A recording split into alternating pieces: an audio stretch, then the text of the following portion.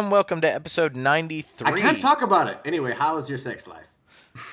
Episode Can't talk about 93 of Random Encounter, the RPG fan podcast. I'm your host, Robert Steinman, Pale Robbie on the boards. Joining me today is apparently The Room. Well, we do have Peter.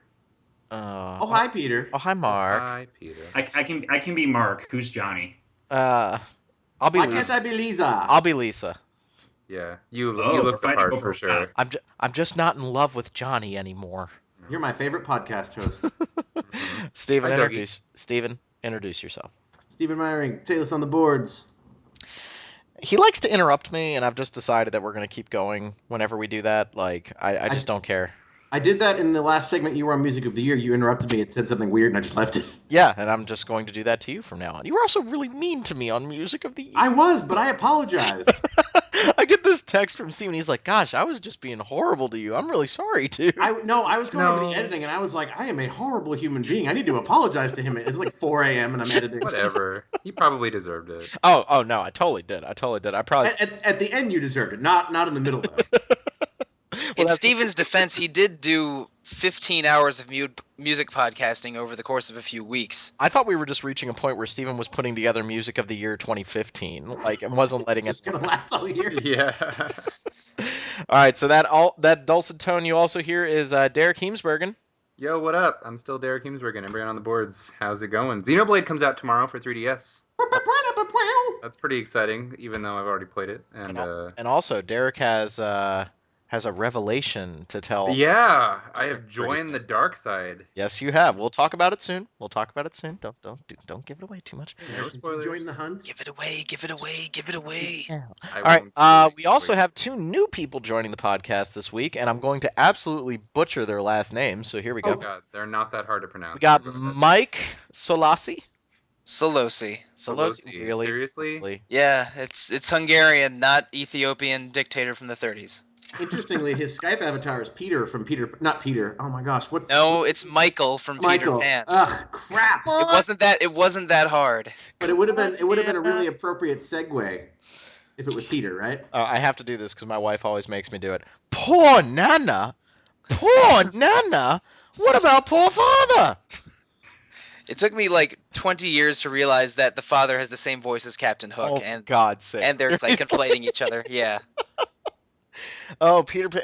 That was so fun. We got the Blu-ray of Peter Pan, and I was making a bet with Jackie saying there is absolutely no way they're going to keep What Makes the Red Man Red in this movie. And sure enough, There it they is. did. It's still in there, and it is still really racist. As long as it draws attention away from Song of the South, Disney's A-okay with it. Yeah, it's not as bad as the crows from Dumbo, but it is pretty bad. Oh, man. Oh, I mean, at forgot that point, about it would sort of be tampering with the cultural legacy of it to remove the song. Well, they did also change the opening song for Aladdin. They got rid of the whole chopping off hands part from the What? original. Yeah, Did they changed Yeah. that. But I only steal what I can't afford, which is Oh. everything. Oh boy. Okay, and then we also have Peter. I'm not even going to try that last name. Can Very I? good. Can I? Can I try That's it? his invitation. If Peter's actually going to talk, or is he not here right Go ahead, Steven. Try it. Triesenberg. Wow. Yeah, you got it. Yeah. I'm, Either Peter's on a massive. I'm Peter. I'm Peter. I have Fury. Peter, are you on a massive delay right now? Yeah, I am. Okay. All right. And back to you in the studio, Jim. This is going to make things very difficult. In Oh, my I'm studio- Mike Okay, Solosi. I can monsoon on try. Oh boy. Okay, here we go. This is why we need a studio. And Steven, make sure you bring your mic to E3 so that we can get like really drunk in the room. And Where are we gonna base the studio, though? You know, that's a good Can, point. can we do it someplace like with a nice kind of someplace foresty, someplace with a nice cool climate, not too muggy, like coffee shop in the lobby. Oh no. You guys remember when Zach had to record one time from like, was it Zach or Steven had to record from a coffee shop in Japan, and so they were talking very low the entire time? I was in an internet cafe, and the man next to me was having intimate time. Oh, that was back in the day. Over Skype or what? Yeah, Like video call? Skype. Yeah. No, Oh, I don't know who he was doing it with. I mean, it may have just been he was watching his internet content. All right.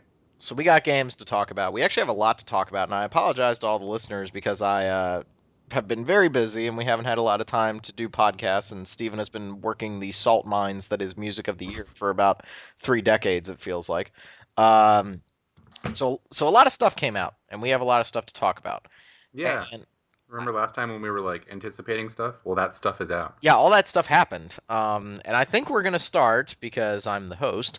And we have like too many games. We had a really long intro for how many games we have to talk about. Yes, we should probably get started. Let's talk about Bloodborne. Let's Bloodborne. let's do this right now. It's the Bloodborne of Dark Souls. It is in fact the blood of Dark Souls. I just like referring to it like that. Bloodborne is now out on PlayStation 4, the spiritual successor to Demon Souls, Dark Souls, not Dark Souls 2. And we're going to talk a little bit about that. Hidetaki Miyazaki is back as the director, the now like complete overlord of From Software decided to make another game, and whew, that game is a lot of fun. We did a. Go ahead. I'm just going to go ahead and give you the satisfaction right now of saying my lack of enthusiasm for Bloodborne has been replaced by the opposite of that. Very good. Very good. You were correct in that I would turn around on that. But I understand your lack of enthusiasm because we were coming off Dark Souls 2, which I think we can't rewrite history too much on Dark Souls 2. That is a good game. It's a good game. No, that's, my roommate has been asking, is Dark Souls 2 worth playing? And like I keep saying, like, it's not a bad game. It's just like all of the interesting discovery and like the cool nuance that Dark Souls and Bloodborne have is sort of not in Dark Souls 2. It's just like, we made levels again, and we took a bunch of stuff from Dark Souls, and here's 40,000 dudes in armor with big weapons. Yeah, it's a little uninspired. I actually like the fact that it's so diverse in terms of environments. I like that. There's too many bonfires. It's not balanced real well. A lot of bosses are just giant dudes in armor that you circle strafe and punch in the throat until they die.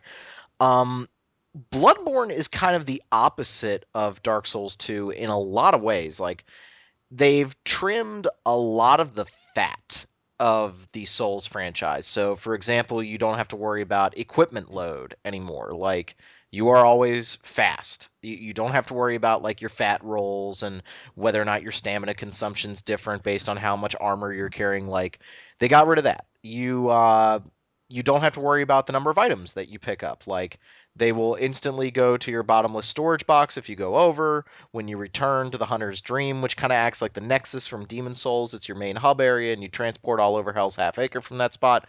You replenish all your blood vials. There's a lot of the fat trimmed out. And Derek, you were talking about this too. You felt like you could understand what was going on in Bloodborne. Can you talk about that a little bit? Yeah, this is exactly why I find that I like this game and I didn't like the previous games. And as I said in the previous podcast, a lot of that had to do with presentation, aesthetic, and then a lot of those opaque game mechanics that were just hidden behind this impenetrable wall that you had to go online and look it up or have a friend or something to really understand what was going on. And Bloodborne eliminates so much of that. Like, I never question what a stat does when I level up. Like, everything is very clearly laid out. And again, I don't need it to be like excessively handheld and told me, okay, baby, you put your stat in the endurance and it makes you have more stamina. Like, I get that, but when Ceaseless Discharge ceaselessly discharges on you, you die and glitch into the floor. I mean, there are a lot of mysteries. Like there are, but they're the right kind of mysteries. Yeah. Like, they're world mysteries. They're like environmental mysteries. It's not so much like I don't get what this stat does, or like I don't understand how to use a certain mechanic, like encumbrance or whatever in the previous one. And I really like that when you die, you don't have to like. It's easy to like. I understand what's happening. I can recover my blood echoes. Like, I see the spot where I died, and I guess that's not that different from Dark Souls. But everything just seems a lot more clear to me, and the faster pace helps a lot too. Although I think I've been reading some stuff about people saying like, oh, just because the combat is faster, that makes it an infinitely better game. And I wouldn't agree with that. I just think they've done a good job of eliminating the things that were kind of hard for beginners to grasp. And by helping me get over that wall earlier on, I'm more prone to like put effort into the game and to actually get past these difficult sections because the challenge is there. It's incredibly difficult. I think it's also, I agree. I think they also sort of trimmed out, like, it's very self-reflexive in that, like, they were like, how is Dark Souls difficult? And like they sort of pinpointed what was good about the difficulty in Dark Souls, but then they were like, how are most people playing this game? They're turtling. They're getting their shield and they're turtling. We're going to take that away, but and that makes it more active. And like, I agree with you. I don't think the mere fact that the game is faster makes it better. I think it's the fact that the game is more active. Like in the boss fight with the father, I died a couple times against his second form because you can't go defensive on that. Like the game sort of forces you to play aggressive. Yeah, I actually. So Papa G, as I've come to call him, he's kind of the second boss in the game, and I would actually say that this game, maybe I'm going out on a limb here, but I felt like this game was way harder than the other Souls games at the start.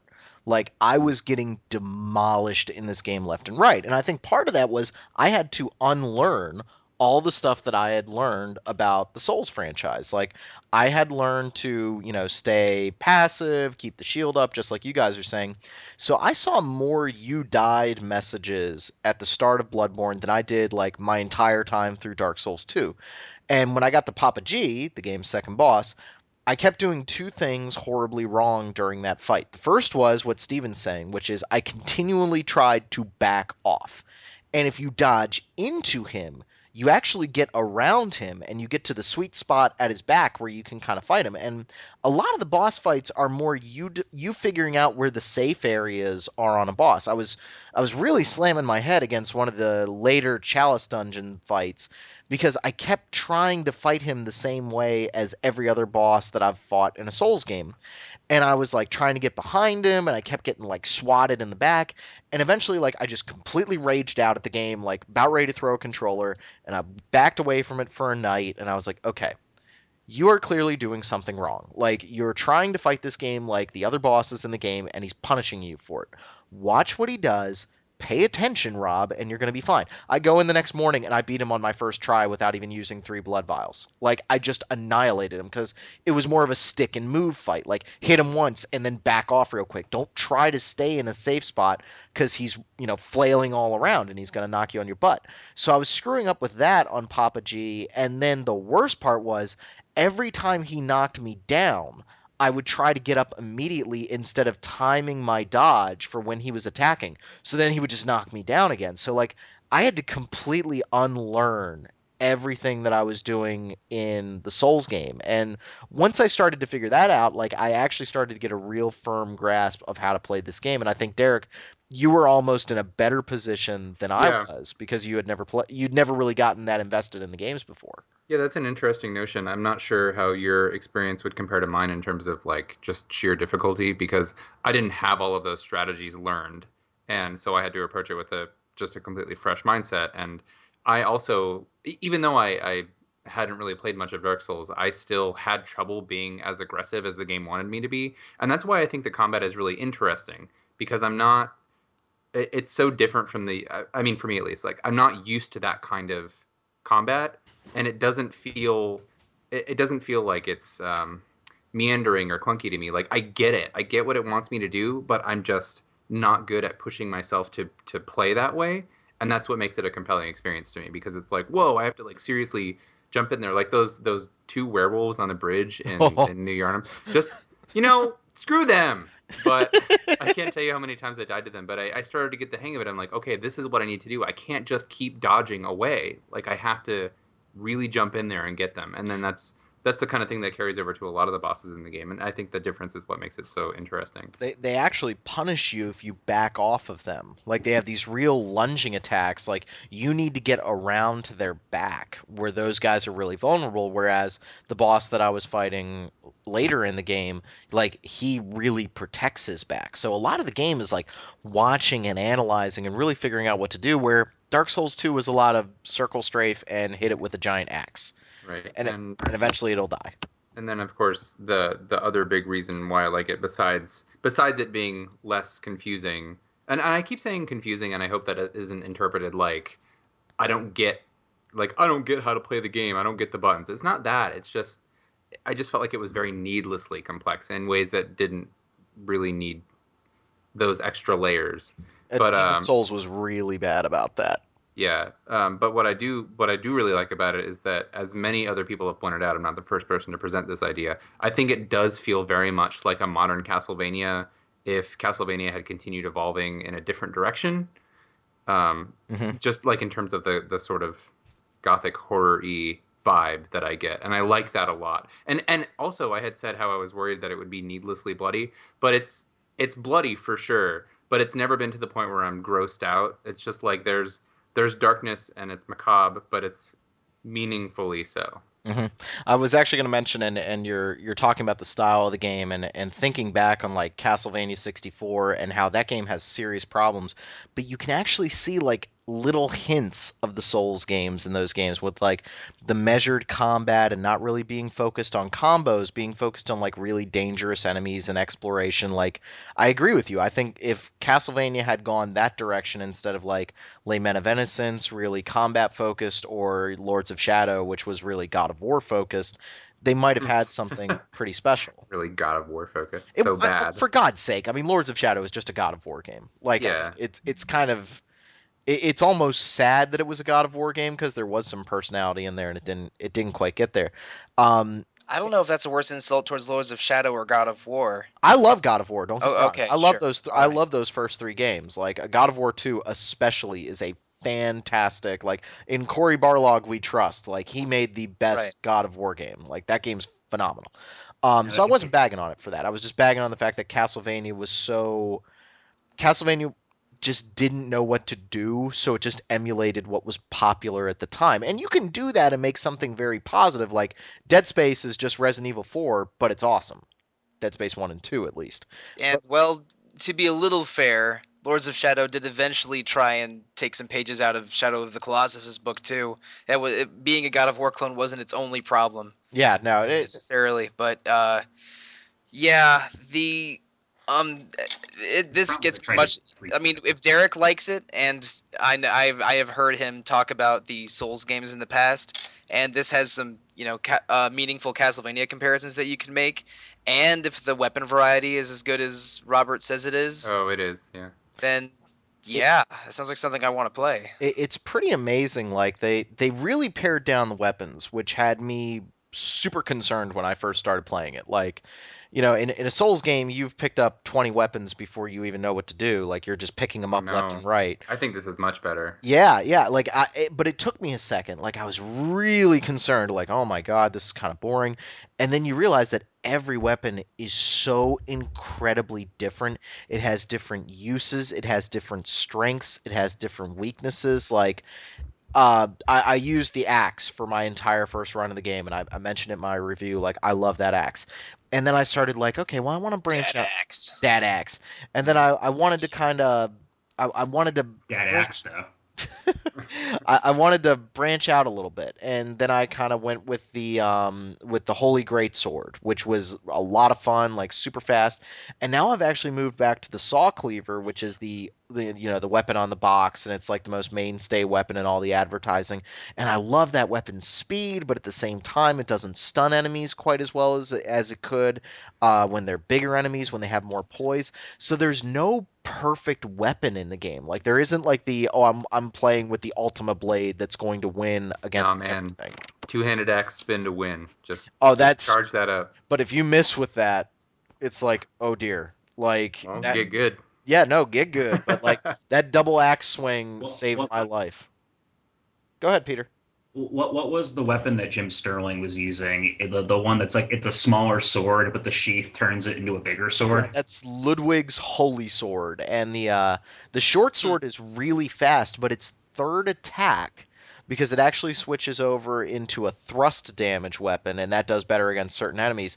Its third attack is a little slow in the short sword version, so you have to be really careful. Like, that you have this one opening in your combo that a really fast enemy might break through and kind of throw you off balance. And what I find in this game is once you get hit once, that's when you start really screwing up. Like, you almost have to back up and like calm down or just get super aggressive. So it really is a measured combat system, but each weapon feels so different that it takes a lot of getting used to. Like, Steven loves his threaded cane, and I'm like, I can't understand that weapon. The reason I love the threaded cane is because I like Castlevania video games and style. No, seriously. So it's interesting too, because like I was listening to A4 Play, and one of their hosts actually started with it and found it difficult to use too. This is not intentional, but I have heard that it's the most difficult weapon to start with, and I did not pick it for that reason. I had no idea. I don't look anything up on these games. You can't hear me rolling my eyes right now at you, Steve. No. But like, it for me, I'm Stephen like, I Hart don't. admiring. Well, I mean, that's not untrue, but no, all I knew was that I don't like axes. I feel like the axe is just like, okay, it's a long axe. Wow, interesting. And then I don't remember what the other thing was. And then the threaded cane was like, I turn into a whip. So, I mean, that is really all I needed to know. Konami is not giving us many chances to fight the forces of darkness with a whip. So I figured I would do it here. But no, what's interesting about the threaded cane is that the range it has is so big, because a lot of even the bigger weapons tend to a lot of the bigger weapons tend to have this arc where there's a blind spot, like for example with the saw spear, when you do the wide attack, your left side doesn't get attacked. So if you're like fighting a bunch of dudes coming at you, like for example on the bridge before you fight the father, like 8 dudes rush you. With that weapon, I would repeatedly get attacked from the left. Whereas with the threaded cane, if you keep your range appropriate and sort of like stand back, you can keep enemies away from you so much better. Like, not ashamed to admit, like the first part of Father G, I actually didn't find that hard. It's his second form where it's like, oh my god. And like the first form, it's sort of like, yeah, I'll just whip you and then back away and whip you and then back away, and like he never gets close enough to hit you. So for me, I'm like, the range on the threaded cane is awesome, and the wide sweep of its attack is great. And then when it's not transformed, the heavy attack is just so strong.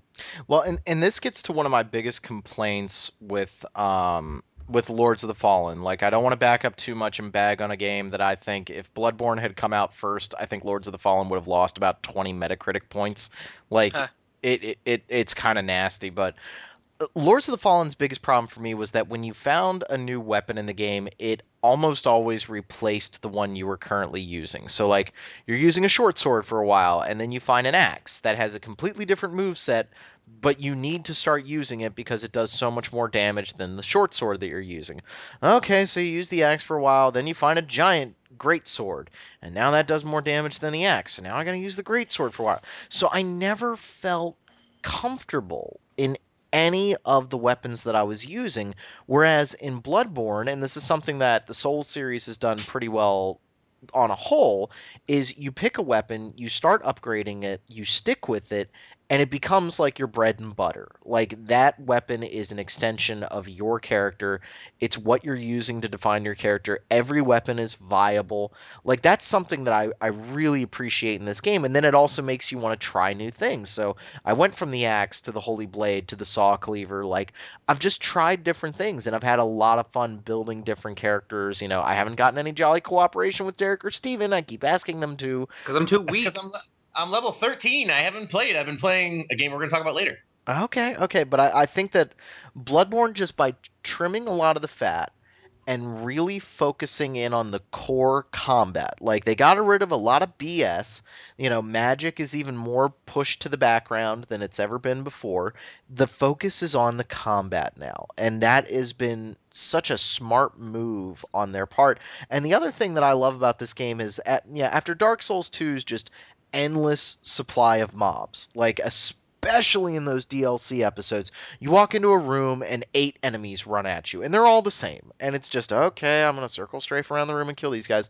Bloodborne really switches up the enemy variety and enemies being placed. There's a giant brute in front of a bunch of crows, so you kind of have Rob, 2 different types of enemies that you're dealing with. I know which one you're talking Rob, what you're trying to say is they put a room where a guy is on a tower shooting you with a machine gun, is what you're trying to say. They did do that. Screw that guy. Screw him. Every single person I know that has played has a personal grudge against that guy.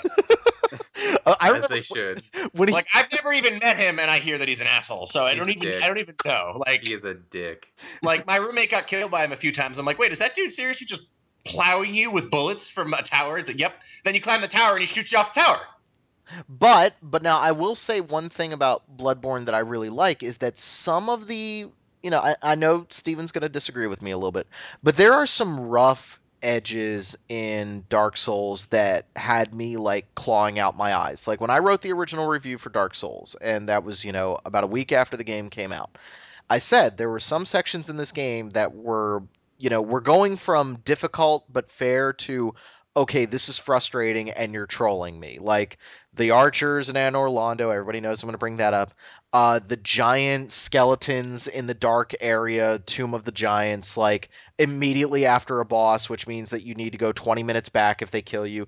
There's some parts where Miyazaki is kind of like snickering at you. The Bed of Chaos, the worst boss in the Souls franchise. I don't disagree with you. I think more than that, though, those aren't necessarily them screwing with you. I feel like those are just, this was our first run at the Dark Souls formula where it's not just levels. Right. And so it was like we just didn't calculate that I just beat a boss. I shouldn't be fighting enemies that can one-shot me. I mean, in certain cases that's fine, but I think Bloodborne is more balanced in that like the difficulty has a much smoother curve of up and down. Yeah, and there are moments that are really hard in this game, don't get me wrong.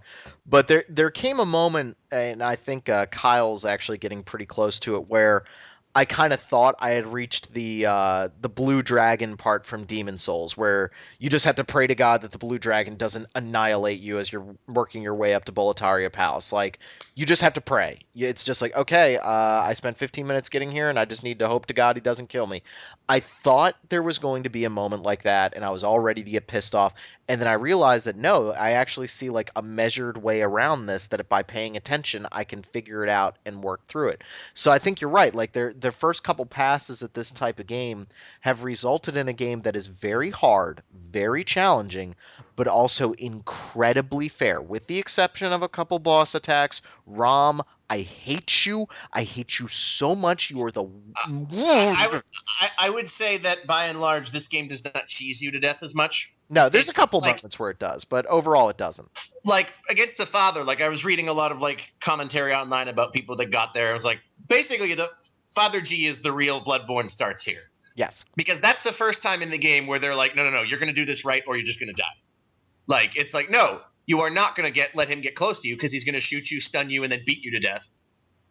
Like, and then you master the first form's pattern, and that second form of the boss is just like, if you are still trying to play it like Dark Souls at that point, you're dead. Yeah, I mean, like, his combos are designed around that. Yeah, like his main combo, if he hits you with it, it's a 4-hit combo that will kill you. Yeah, and it's actually, to me, Papa G, the second form, is the Capper Demon done right. Like, you have plenty of room to move around. Like, you have to be really situationally aware, but if you make a mistake, you're dead. Yeah, absolutely. Because, again, he has... Well, what I like about that, and if you don't want spoilers, skip ahead like a minute or two here, listener. But, what I like about that is that they've taken the first half of the fight where you're like, yeah, I can put the tombstones between us and his bullets won't hit me, and I can attack him through the tombstone, or, I can circle around something and I will get the jump on him. And then they self-negate. They're like, oh yeah, you're going to try that again? And he just smashes the tombstones down, knocks over the statue, kills the tree, and can teleport. And it's like, no, now you're going to fight me one-on-one, and I'm going to kill you if you don't kill me fast enough. For anyone who's having problems on Papa G, I have two hints for you. One, look around the environment for an item that might help. And two, there is a stairway up to a landing to the right of where you come in the boss room. I fight him up there. I say screw it to those tombstones because I find myself tripping over them like a Call of Duty shooter where I'm running into something that's like shin high. I just fight him up there. Like, nice, open, like, plenty of room to get in there and attack him. Oh, see, my entire, you could say I was cheesing him, but that's fine. No, my entire strategy involved, basically I would, like, edge out from one of the tombstones as he attacked, shoot him, stun him, visceral attack him, and then get back behind the tombstone and whip him, and then just repeat. And this ended up being my I've rated 2 games a 95 for the site. One was Fallout 3, which I still think is the Fallen. Well, shut up. The Fallout 3 Game of the Year edition that was a 95 for me. That's a game that I still look back on as almost transcendent. It's just a fantastic experience, and I know I'm a little bit of an outlier on the site for that. But to me, Bloodborne is... Fallout 3 was great. I think Bloodborne elevates the Souls game in a lot of way. Like, it pared down some stuff. It's a little bit more focused. It's actually smaller than Dark Souls 2, and I think it's better for it. So many conscious decisions were made that I think it is a fantastic game. I mean, if Derek likes it, like Mike was saying, Derek likes it. That's Thanks. saying so. No, because you're not a Souls guy, but this Yeah. game appeals However, to you.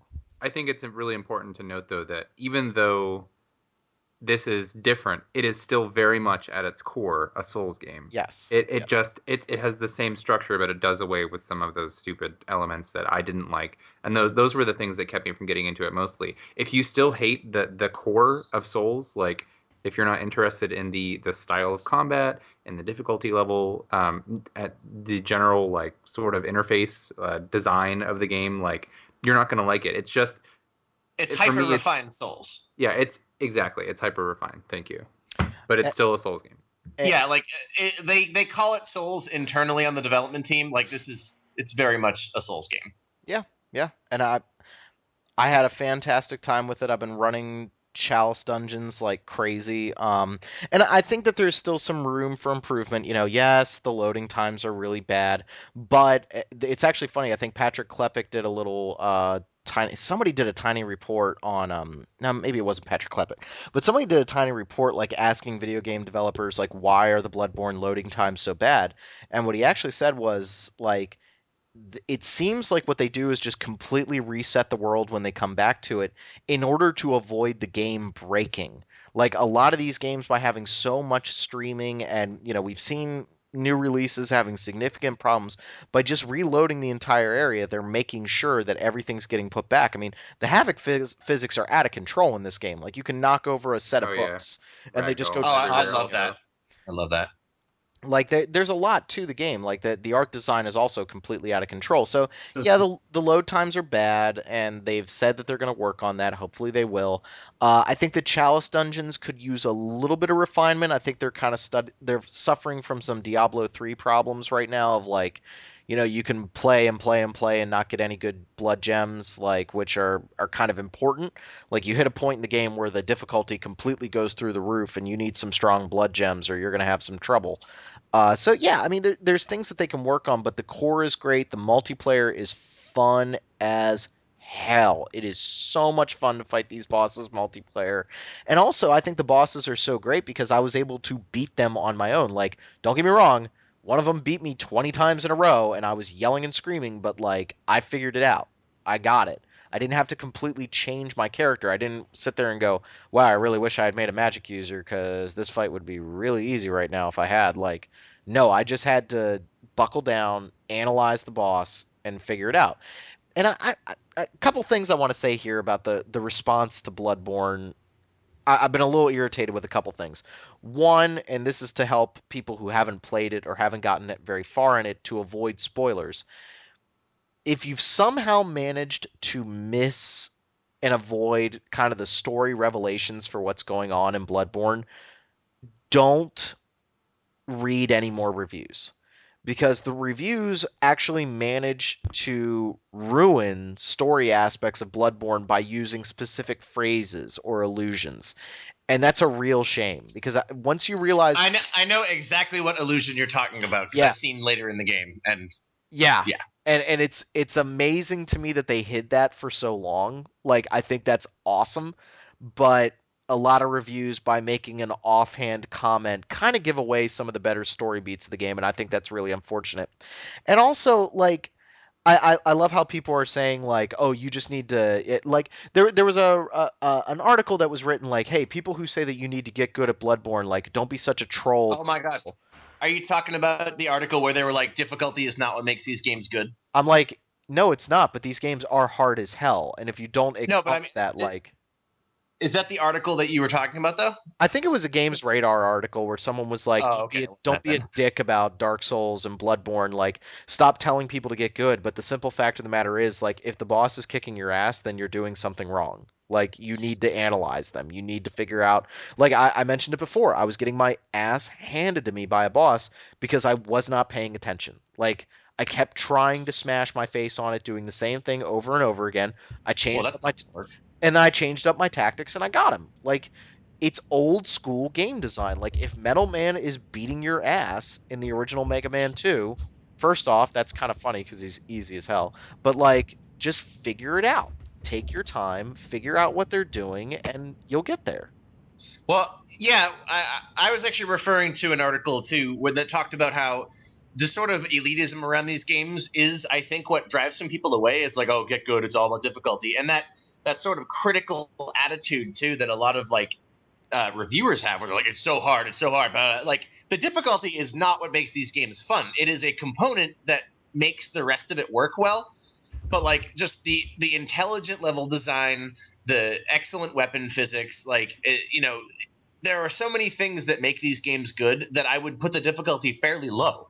Right, but I think what it is for me is that it makes every encounter meaningful. So, yes, I'm going to bring up the Resident Evil remake again. Like, I got killed by a green hunter in that game, and I haven't had a regular enemy in a Resident Evil game kill me in like a decade. And I got sloppy and I panicked and the enemy got me and I had to replay 10 minutes. But the reason why like my heart skipped a beat and the reason why like my hands were shaking on some of the later boss battles in Bloodborne is because they are like so challenging. Notice I'm not saying difficult. I'm saying they're challenging, that is what creates the sense of accomplishment. Like you beat them and you feel good. Yes, I agree with Steven, like it's not the only thing that matters, but if this game was a pushover, then it wouldn't matter how dark and foreboding the game is. It wouldn't feel like you're overcoming an obstacle. Yeah, I've been talking to my roommate a lot about this. I actually think Bloodborne is a survival horror game. In the traditional sense, Bloodborne makes you carefully consider your encounters, you're considering your resources, and what it does is it does what the remake does really well too, and that's that it puts enemies in front of you that even though you don't want to, you have to get past them. Yep. That's Yep. like you know the Green Hunter, you know the liquor is on the roof in the hallway in the police station, and you still have to run through that hallway. It makes you face that fear. You know that bridge that has the two werewolves. Ugh, Like you know you have to get past. but I don't wanna. I mean, those two what's funny is that those two werewolves you can easily avoid. Like Steven was having trouble finding the shortcut and he was getting really pissed off. Oh Yeah, my really. god, no. Yeah, I actually like, and I have no shame in admitting. I called Rob. I was like, Rob, tell me where the goddamn shortcut is. I'm so angry because like it wasn't that I was dying on like certain things. It was that I just kept getting like I would rush through the whole part. I played the first like 45 minutes of the game like 3 million times because I kept getting to like one spot and then dying. And then it's like, no, we hid the shortcut behind a barrel that you have to roll into. Which that's awesome. That's exploration. That's great. But it did sort of. I was at first. I was like, "Argh!" And it was great that I actually directed you over the phone because I'd played through that section so many times. Like, Wow. and it was a fun game to play on my own. So like the other Souls games, we always kind of we got them the day they came out. So like I was playing them while the whole community was doing it. But this game, like we had nothing. Like the community, we ended up having multiplayer. Like maybe Thursday after we got it on Wednesday, but like we were all at different spots. There was a period of time where like I was the 0.1% that had beaten the game according to the trophies, and that felt really good. Like Oh yeah, that's always fun. we were figuring it out as we were going, and it was really special to kind of like, see these bosses that like you might be the first one to fight right now. Like, oh my God, like it was just a really cool experience. And I agree with Steven. I think it is a survival horror game in a lot of ways. Like in many, many, many, many, many ways. Yeah, I mean, the encounters are super meaningful. The enemies are super dangerous and they can kill you easily. Like when you make a mistake in this game, you know it. And there are points where I start playing and I'm getting my ass handed to me and I just turn the game off. I'm like, I am not playing right. Like I'm getting frustrated and I'm making mistakes and I'm not waiting for openings. I'm being stupid. And the thing is too, and Peter's lagging a little bit, so he had a question that I'm going to bring up next. But what gets it for me too is that the game is consistent. So like when I'm fighting the father, the moment I make a wrong move, I know I made a wrong move. Before he even hits me and kills me, I'm like, uh-oh, and then I get killed. And it's like when a game can create that sense that quickly by the second boss, where you've made the wrong action, that is a set of game physics that work the way they're supposed to. Yeah, it's Um, it's pretty excellent. Yeah, and actually, Rob, I'm willing to co-op some of the areas, but I actually, I personally like to fight all the bosses solo before I co-op them. But we Well, will play. My Chalice dungeon character is 135, but I will gladly restart another character. Like I love playing this game. Like I just Yeah, love no, it's playing. great. It's so enjoyable. And so Peter asked, can we talk about whether or not this ties into another Souls game? I don't know. As far as I can tell, and maybe I'm missing something here. No, which is very surprising. I'm actually starting to think that Umbasa reveal from the summer when the alpha was live, I'm starting to feel like that might have been faked. Going back and rewatching that video, I'm like, maybe somebody did do Yeah, it very. that's Go ahead, Peter. what I was going to ask about, because I remember reading about that, and there was all this like wild speculation about like, oh, is it a successor to Demon Souls? Is there a connection to the old one or something? Yeah, it doesn't look like there is. I mean, there's maybe one illusion that I could kind of stretch to make, but no, that you don't have any characters saying Umbasa or anything like that, which I was a little upset about at first because I felt so clever, like, oh, it's definitely Demon Souls 2, ah ha ha ha. But like, And there's no jolly cooperation either. no, it's funny because at first I didn't think there were hardly any NPC interactions, but they're just very well hidden in this game. Yeah, definitely. They're very well hidden, and that's more of the stuff that just makes this like a meaner, tighter experience. Like it doesn't have the fluff, it doesn't have the BS that was in Dark Souls 2 and a little bit in Dark Souls 1. Like this game just feels nice, tight. It knows what it is. It knows where its strengths are, and it's just to me, this is the best PlayStation 4 exclusive right now by far. Like this is a game you need to own. Well, I mean, what is it competing with for that title? Well, that's competing true. with another game we're going to talk about, but The Order. I wouldn't consider The Last of Us a PS4 exclusive, but that's a good deal for that game. You know what? One last thing about Bloodborne before we move on that I really like, and this is very simple. I love how absolutely ridiculous it is when you comment on a note and you could say, "This is a fine note," because I hear that in the Darkest Dungeon voice. This is a fine note. It's a fine note. They can be killed. They can be beaten. This is a fine note. That makes me want to play Darkest Dungeon again. It's a really Bloodborne's a really special game, and I don't think it's going to win over everybody. Like I'm super happy that Derek likes it, but I don't think that it's going to if you didn't necessarily like the Souls games, I can't say for sure that this is going to win you over, but I think it's worth at least taking a look at. Yeah, for sure. Give it a try. If you've been turned off by them before, I would say at least just maybe try it. Don't blindly buy it just based on what you've heard. I did buy into the hype and I got it because I was riding the hype wave, but against my expectations, I've liked it quite a bit. But definitely be cautious. Yeah, I think to follow up on what Derek said, it depends on what you didn't like about Dark Souls. Whether or not you like it. If you don't like the essence of Dark Souls, then you will not like this game. But if what you don't like about Dark Souls is the sort of turtly combat and that sort of thing, then you should give this a shot. Yeah, I think you'll like it. It's way more aggressive. It's just, it's kind of taken over my life a little bit. Like I just want to keep playing. Like I want to restart the game. I want to fight the bosses again. It's got a great sense of progression. I love the weapons. They're so unique and different. Like, it's and no one is surprised. But that's okay.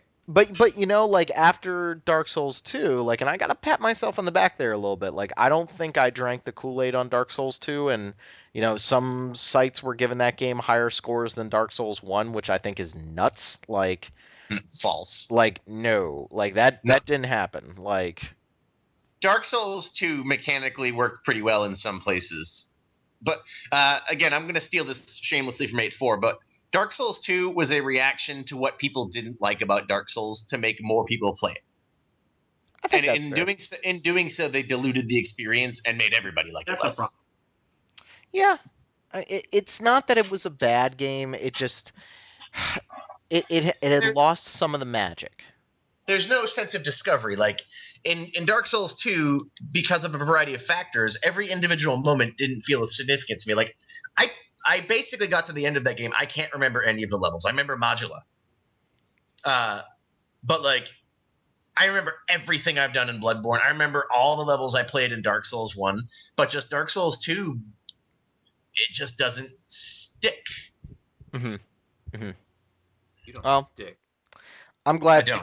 I'm glad people like it. I don't want to belabor the point anymore. We have a live stream. You have my review. That live stream is really funny too because I like yip and yelp the entire time I'm playing it because that's And you're desperate not to die, so you actively refuse to change your weapon.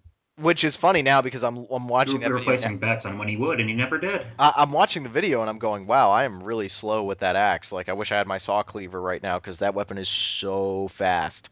Like that weapon is, that saw cleaver is brutal up close. Like you can output so much damage so fast. Can I make a request? Yes. Can we call this episode "This is a Fine Episode"? This is a fine episode. I think we can do that. I think I would appreciate that. I mean, it's accurate. So. it definitely is. The damn it is. All right, so I want to get away from Bloodborne because it's just making me want to go upstairs. And I don't believe you when you say I want to get away from. No, Bloodborne. I actually do. Like I realized the other day, like I'd been binging so much on it, like I kind of need like a day or two to relax. Like I've been playing it so much that I'm like, all right, you need to like read a book or Chill, something. bruh. You need to. I want to start Axiom Verge, and I just haven't. Like it's Yes. there. I need to play. So Derek's in Camp Axiom Verge, and Steven's in Camp Ori and the Blind Forest, I guess. No, I'm not anti-Axiom Verge. I haven't played it. I want to. What I said was, and I stand by this, Axiom Verge had better have incredible level design to even come close to touching Ori. Because, like, merely being a Metroidvania, like, 2 years ago was enough because we didn't have any. But now there are enough that you have to distinguish yourself. And, I mean, people seem to like it, so I hope so. I'm going to play it. But Ori is an amazing, amazing game. I will pick it up on Steam sale. That's for Yeah, sure. Same here.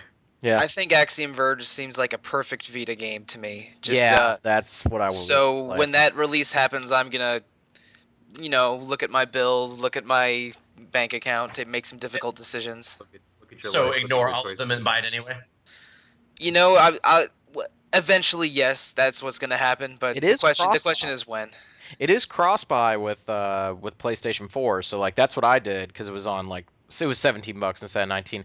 I will say though, like I was a little disappointed with Rogue Legacy on the Vita. Like it didn't look right, and I remember we mentioned that on the podcast before. Like Huh. something just looked a little weird about it, and I don't know what it was, but I'm hoping that doesn't happen with Axiom Verge.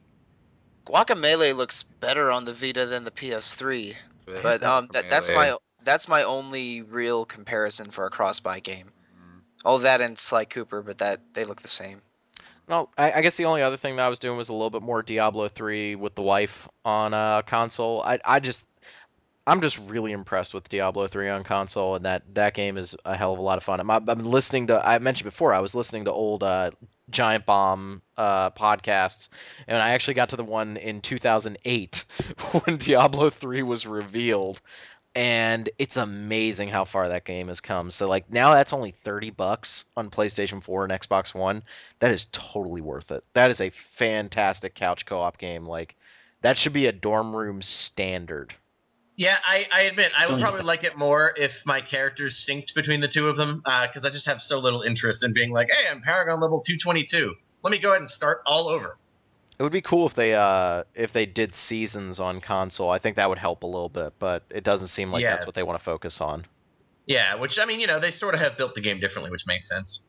Yeah, but it's really I love playing as the monk on console. I think he feels better on console. Like that just visceral quality of the melee characters feels better. Yeah, melee feels great on console. Does it almost feel like an arcade beat 'em up or something that way? Because I've only played kinda Diablo 3 does, yeah.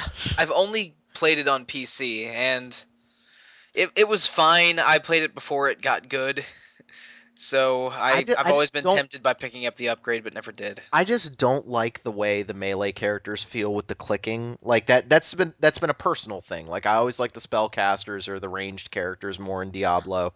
But what they did like with the console version, like the monk feels almost like a fighting game. Like you hit triangle to hit him with the exploding palm, and then like you hit him twice with your spirit generator and they explode.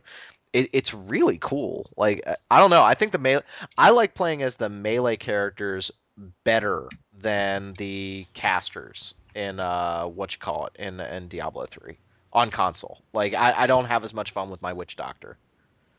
That makes sense. Yeah, the Your controller. WD. Sort of like managing space is a little bit weirder on a console, but melee feels really solid and good. Yeah, definitely.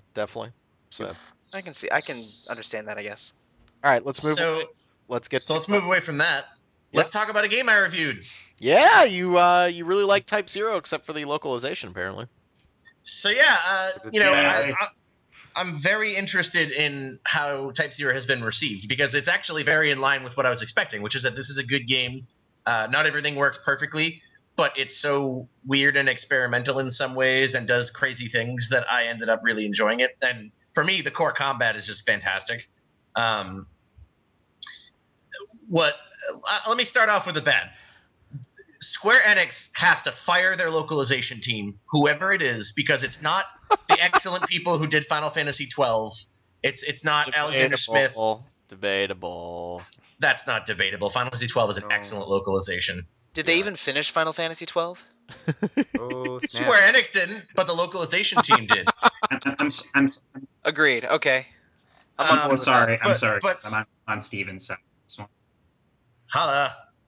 But so what it comes down to is that the writing is terrible in English.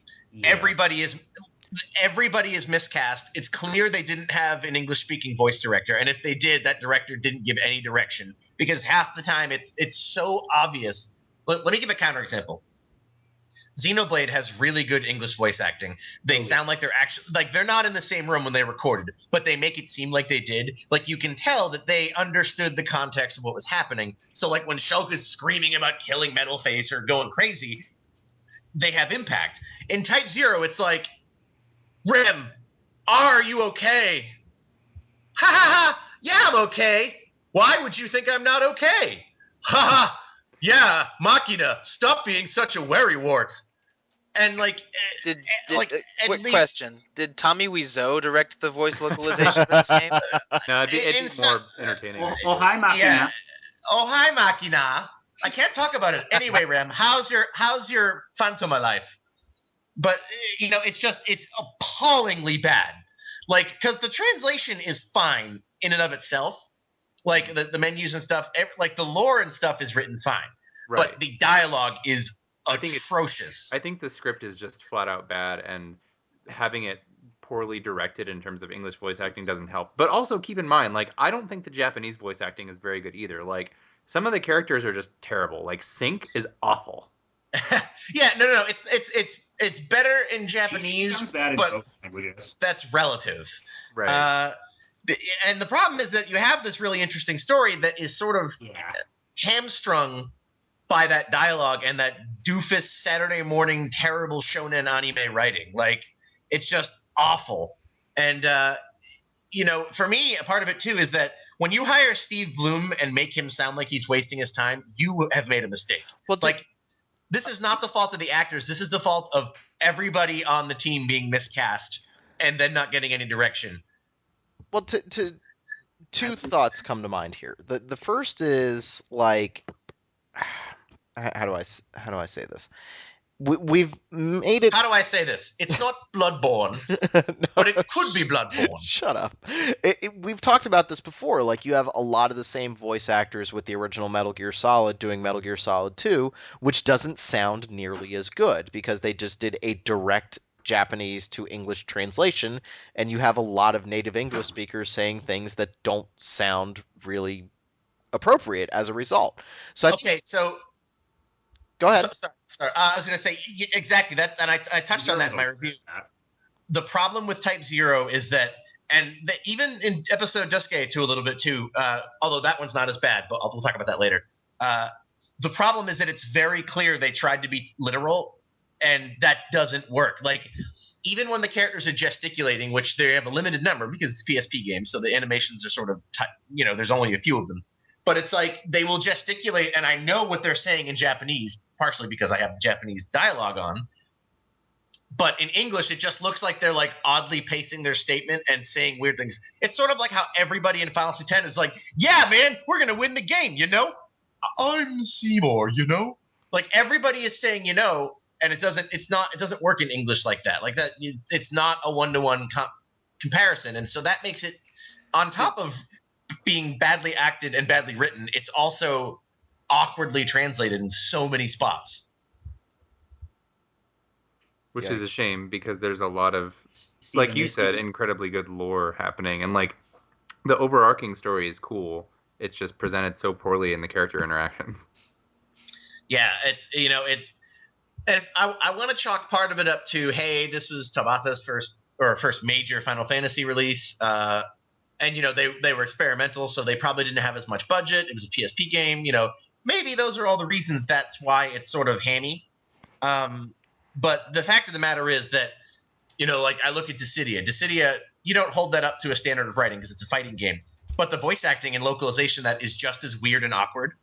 And so Square has this trend with so many of their main Final Fantasy games right now where they are translating it weirdly, voicing it weirdly. And it's not like Final Fantasy 7, 8, 9 where there's no voice acting, so you can just sort of be like, yeah, all right, whatever.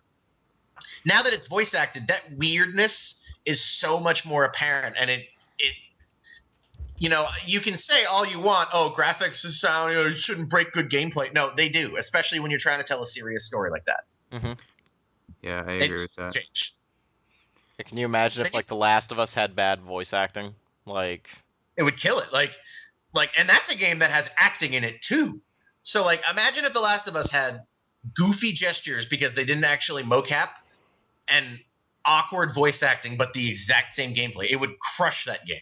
yeah, I mean, bad voice acting can kind of annihilate it, but like, I guess the question is, do you think Square Enix, like, this is an outlier, or is this a problem that's going to continue to happen? They have different teams, and that's what's weird, because the localization team on 14 is excellent. The voice acting in that game kind of sucks too, but that's because clearly they didn't spend very much money on it.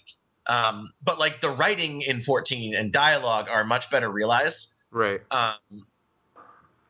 And episode Duske, well, to briefly talk about that, we won't get into it yet, but that showcases a lot of the same weird Japanese speech mannerisms. But yeah, Duske feels more like they understood what they were doing. Like, it feels more like the actors understood, with the exception of Prompto, who apparently I'm actually the outlier on. But like, they have sort of banter in that feels more natural. And nothing feels natural in Type Zero's English localization.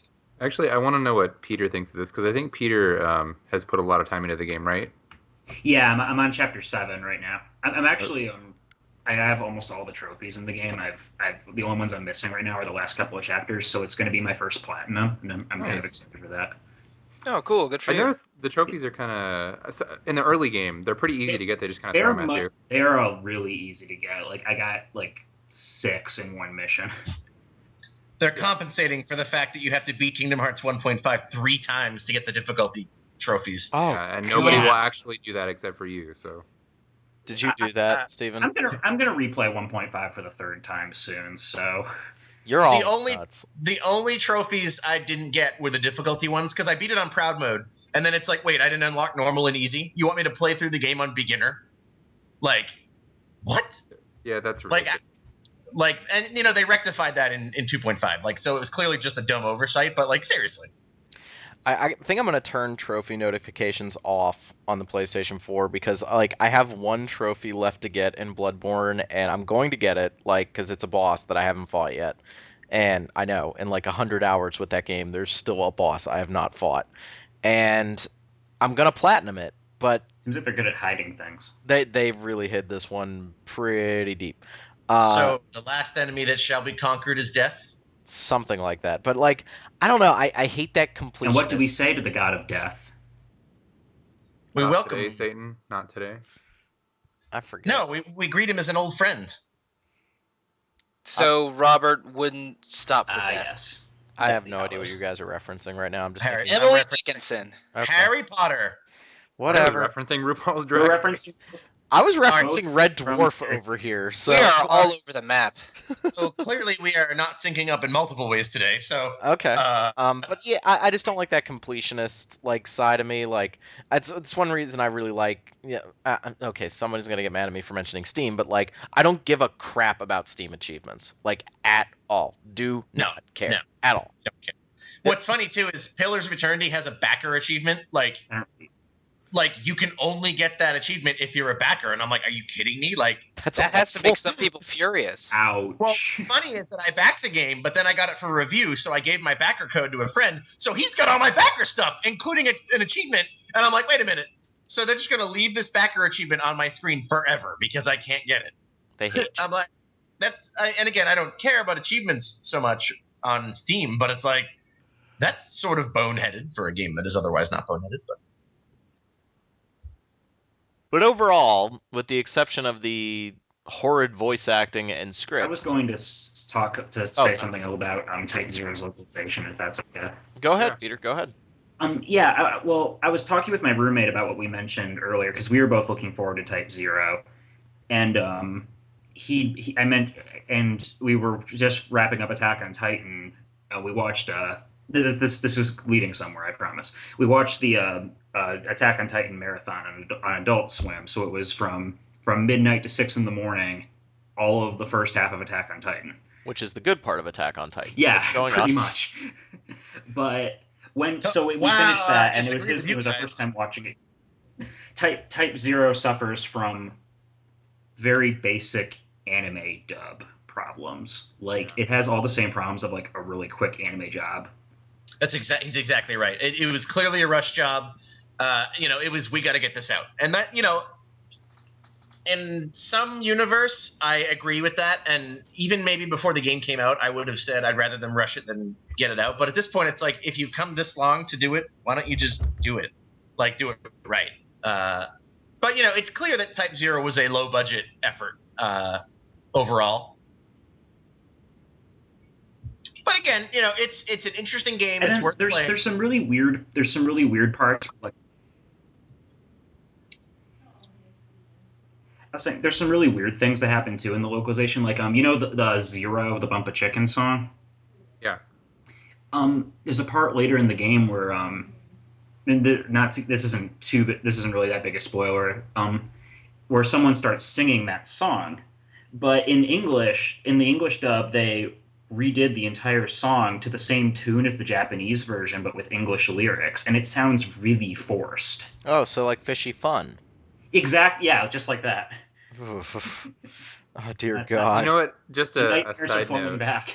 I always laugh because when you speak to that character in the game, sometimes he will quote that song and he'll give you like the message of recording is blocked because you entered a blocked scene for Yeah, like it's the only time I've ever seen that happen. yeah, it happens for like one line of text box because the I guess the lyrics are licensed. Yeah, that's So- actually it. It does not appear on the Type Zero HD soundtrack release. Yeah. It's but again, this is also the reason it didn't come out to begin with. So this is the case where I would say we should sort of be happy with what we got because it's clear they went through some weird legal hurdles to do this. I am willing to bet you Yeah. that Type 1 will not I am have really a enjoying- licensed song. I mean, yeah. Yeah, probably not. I'm really enjoying the game. Like I said, I'm almost done with it. It's very clearly a PSP game in a lot of parts, and I do have some trouble with the timing aspects of the combat system. But overall, I'm really enjoying it. Well, yeah, talk a little bit about the combat, Steven. Like, let's get away from bad localization and focus on like the core game. Like, what do you think of it? So it's interesting now that we've talked about Bloodborne because melee combat is sort of, in my opinion, the best melee combat in any action RPG is the Souls series. I'm But so gonna you challenge have that, but okay. we'll discuss that later. I would say with what, but we should discuss that. That's a good topic. We should talk about that. So the number one thing I like about Type Zero's combat, other than that it has this large cast who all play sort of differently, and my roommate compared it to a MOBA where you have all these characters with a different mechanic. So none of them are inherently better or worse than the other. They all just have a different mechanic. So you find a mechanic you like, and then you play with that character. It's very little of, oh, I like him because he uses a sword, and I just slash stuff with the sword. It's like, no, they all play drastically differently. Like you have a character who plays a flute, and at first she seems useless, but she can absolutely wreck stuff. You have the character with a really slow hammer, which is so slow that you can get killed. But if you hit with it, you're almost always going to get an instant kill. That makes it sound like a Monster Hunter clone, because those games all will have 10 plus weapons, and each weapon is so different that it becomes key to how you approach the game. Yeah, and so because you use multiple characters, you learn their weapon mechanics. And the biggest success in the battle system for me is the kill site, because what it essentially does is it punishes you actively for just spamming buttons. Like you could do it, and if you over level, you can. But even at max level, there are enemies that can just smite you because you have to play smart. Like you have to. And so what this is, and I talked about this before, when you're targeting an enemy right before they attack, you'll get like a flash, and the reticle will turn red or yellow. And if you hit them at that exact moment, you do a ton of damage and knock them out of their attack. So it encourages you to watch your enemies and sort of pay close attention. And like as an example, my favorite character to play as, oh my god, I forgot his name. My favorite character, I don't remember who it is. The guy with the katana. Well, it's not because of his personality, because his voice acting was awful. Jack. He moves really. He can only take like tiny little quick steps when he has his weapon out. So like literally, you have to sprint everywhere. But his attack is almost instant, and basically, if you play as him carefully, you're like an actual like quick draw samurai, like Himura Kenshin style, where like an enemy will come up at you, and the moment he attacks, you're like, and he's dead. And so like I would go into fights with like 10 dudes, and they'd all rush me, and I'd be like, and they'd all just instantly die. So the combination of kill sight and the combat mechanics makes it really cool. Something that Mike mentioned that I think is very interesting is I wonder if this is kind of a trend, like with Monster Hunter, Bloodborne, and Type 0, you're finding it's either characters or weapon types that make combat play completely differently. And I wonder if that's like something like a trend that's catching on, because I think that's very fascinating. And because Monster Hunter, for somebody who plays Gunner, is completely different from Monster Hunter for a person who's using like Switch Axe. Yeah. And it's the same thing for Type 0. I absolutely agree. And I actually think it's an evolution of the action RPG in general, and sort of the action game in general. Because you saw this back in the day with like Devil May Cry, like every weapon plays different. Well, sort of. In Devil May Cry 2, which is awful. All the weapons are the same, but that one's just. I mean, all the weapons are basically the same except with different ranges and speeds, and that was part of why that game was awful. And part of why Devil May Cry 3 was great was because it had 5 weapons that felt totally different from one another. Yeah, and everyone had their favorite weapon that played that game. So Agni and Rudra, and or the Cerberus nunchucks, but yeah. I was a Rebellion in one hand and the electric purple bat guitar in the of hand. Okay, yeah, that was a cool weapon. I love too. that weapon. That was an awesome weapon. Yes. But yeah, no, for me, I sort of see it as the evolution of real-time combat in these types of games. Because like, look at Skyrim, and again, I always pick on Skyrim, but it's so full of things that I don't like in game design.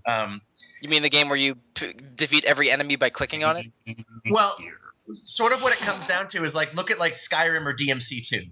What are the functional differences between weapons? Nothing. It's what color do you want to kill the bad guy with? Why is DMC3 so good? Because every weapon has a different set of mechanics that you can master and get satisfaction from. What does Bloodborne have? Rob and I play completely different kinds of weapons because it's the type of, like, how do you want to play your character?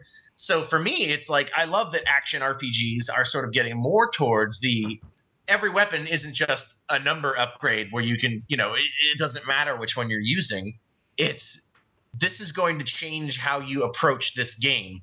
And I feel like that's why Bloodborne, despite having fewer weapons, I think has better weapon variety than Dark Souls. Because Dark Souls has more weapons, but a lot of them sort of boil down to I'm either going to poke you, I'm going to slash you, or I'm going to smash you. How it ends up for me every night at the end of a date. Holla! Awesome. In the case of Type 0, you end up with 14 different playable characters, and they all have something that makes them really unique. Like I've been playing a lot as Ace lately, and I really like his play style. He's really quick. He has this awesome teleport dodge. he has this ability where he can he fights with a deck of cards. He throws a card at an enemy, then teleports to where the enemy is and does a crap load of damage. Oh yeah, I love that one. I also love his set that lets you rebuild your MP, because you can sort of build him as a caster that way. Yeah, exactly. But then he plays the other other characters. Like I also like the girl with the scythe, for example, plays totally differently because she has a little bit of Cease. Is that it? Sice. I don't know. I say Sice because it sounds cute. That's true. But she has like a bit of a wind up on her attacks, and she gets the more hits she manages to land, the more like damage she'll do. So you have to kind of like you have to time her attacks really well because she has such a wide arc with her attacks that she can miss if you're playing sloppily. Yeah, and that actually ties into another thing that I like a lot about the game, and that's that even within each character, they have enough selection of abilities because you can level up. You can give them magic, and you basically can fill the face buttons with attacks. And so, like, you could play one character as, a shot killer, or you could give them different abilities, and they play drastically differently. So it's like, even within each character, you have customization to how you want that play style to work. And so that's, to me, the game's biggest success is the excellent combat system, and then all the other weird stuff it does. But, like, yeah. Like, Jack is and awesome. Music is good. Oh, yeah. Yes. Music is fantastic in that game. Oh, yes. It has a really interesting and diverse score, and stop me now or this will go on forever. That just, it feels, yes, it's good. Okay. You can't just finish your sentence. Finish your thought. It's good. Well, one of the things I like is that it does not recycle a lot of tracks in the story missions. In the sort of off missions, it's like, yeah, you have sort of whatever song plays in this type of environment. But in the story missions, there's just so many different battle themes that it makes it feel really exciting. And depending on your performance, the missions change too. So it's like, that's totally not on the subject of music, but I wanted to point that out. It's cool. Yeah. Like, if you're slow, there's an early mission where you have to breach a fortress. Yeah. And if you are slow, you have to fight it. Like, the other squad gets beaten, and you have to fight a golem, and it's nuts. Or just run away. Yeah, or just run away. Whereas if you're quick, you take a totally different route in, and the mission plays out differently. So it's so full of these interesting ideas. And again, not all of them are executed perfectly, and it's sort of weirdly balanced. Like, I didn't know that. Yeah, there's, for example, the sewer mission. If you're slow in the sewer mission, it can play out differently, if I recall. I think that's one of them. Not every mission, but missions where they are telling you to be quick, odds are good that you will have to approach it differently if you're not quick. Yeah. Is that the only... I'm sorry, go ahead. I was just going to say, there's at least one mission that I remember seeing the... Ooh, somebody's typing loud. I remember seeing the... there's like your not CO, but your assistant type people are giving you information as you go through the mission. And there's one where they're like, "You better hurry up! The second squad is going to get overtaken." And then I remember seeing like, "Oh no, the squad was overtaken!" Like, that's very clearly spelled out. And I assumed that was because I actually didn't go fast enough, but I didn't know how it was actually going to change anything. So it's some of them it happens no matter what. Other times it's because you weren't fast enough, or you didn't approach something the right way. So it's very cool in that design. Like, the story missions are really well designed. Most of them. Some of them are done. So Yeah.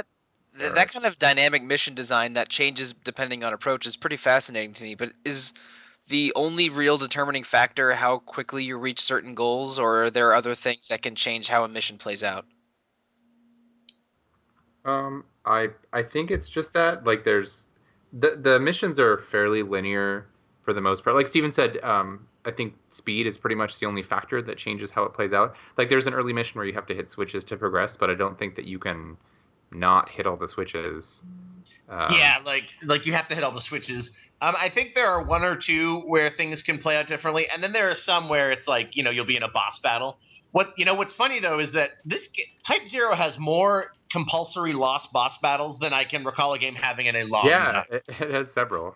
Like, and they don't make you think that they are. Like, there's one in particular, and I'm sure Derek and Peter both know which one I'm talking about, where this dude is like wrecking you for an entire mission. Like, he just shows up and kills people. Then you have to actually fight him at the end of the mission, and they make you feel like you have to win. Like, if everyone dies, they like basically give you the same sequence as if you get a game over, and then the story continues. Yep, that's happened I think twice now. That's There- one of also, my. There are more. Sorry, I was gonna say there are more supposed to lose fights in Type 0 than I've seen in like any other RPG. It's happened to me at least like 4 times.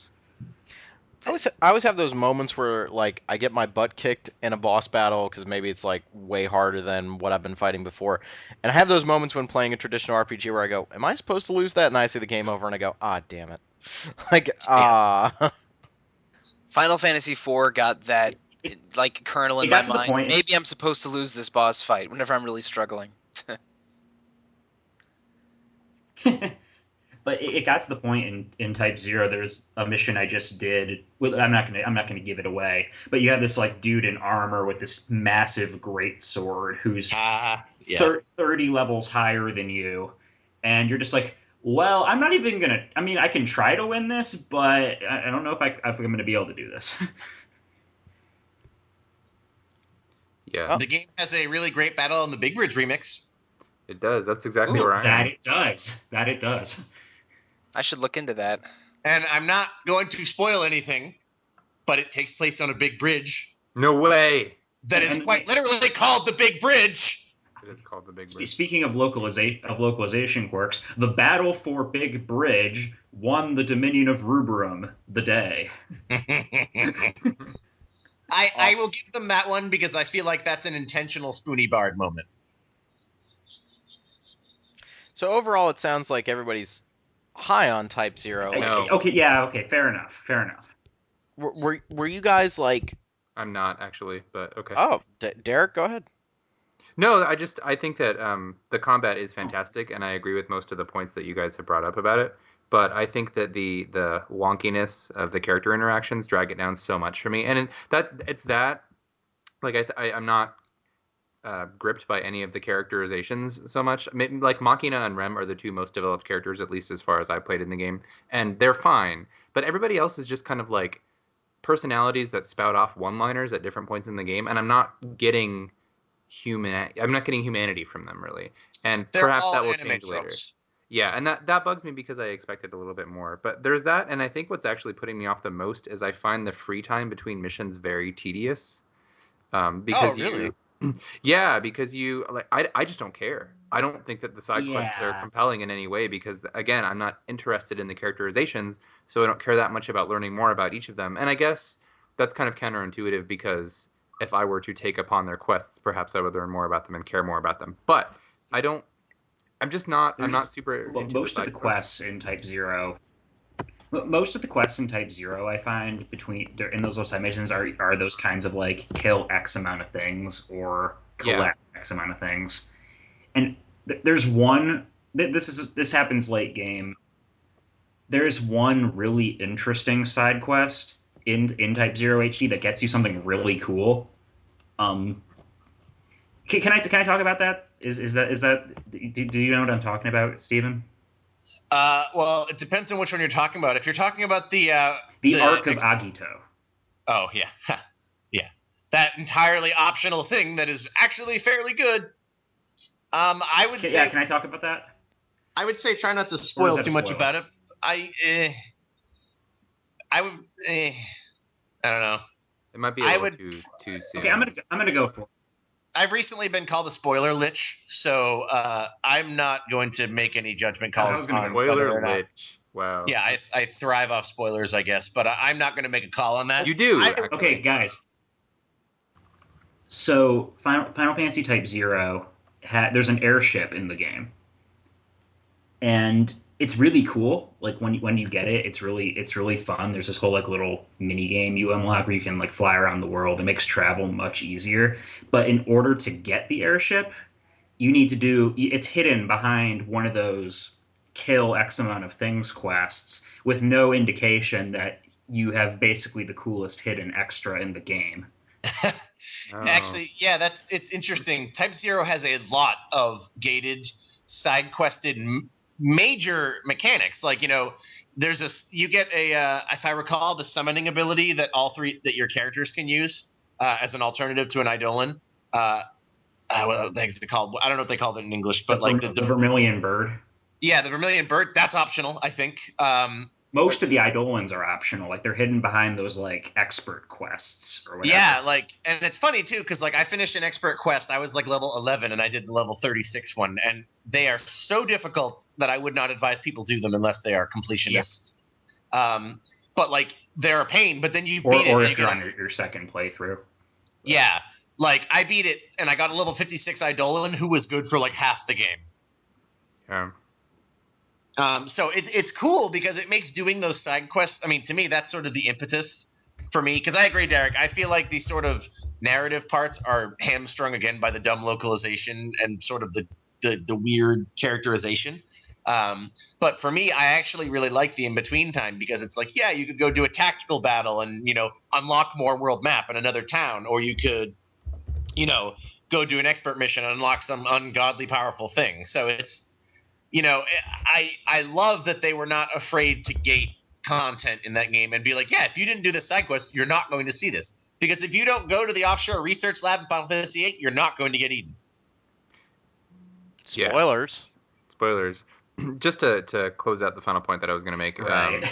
is just that I think that the side quests weren't really gripping me, and yes, I'm being a little bit hard on it, but I don't like the setup of the academy where you hang out. I think that it's really, really tedious to have to run from the classroom to the world map, and then you re-enter from the world map, and you have to run all the way to your classroom. It's 3 or 4 loading screens. Yeah. It's so dumb. And there's a portal in the middle of the academy that lets you get to fast travel to a couple locations that you can't get to. I mean, you have to use the portal, but why make a fast travel portal if you're going to limit it to one spot and give it branches to a couple different areas? But it just kind of, it seems like incredibly wasted potential.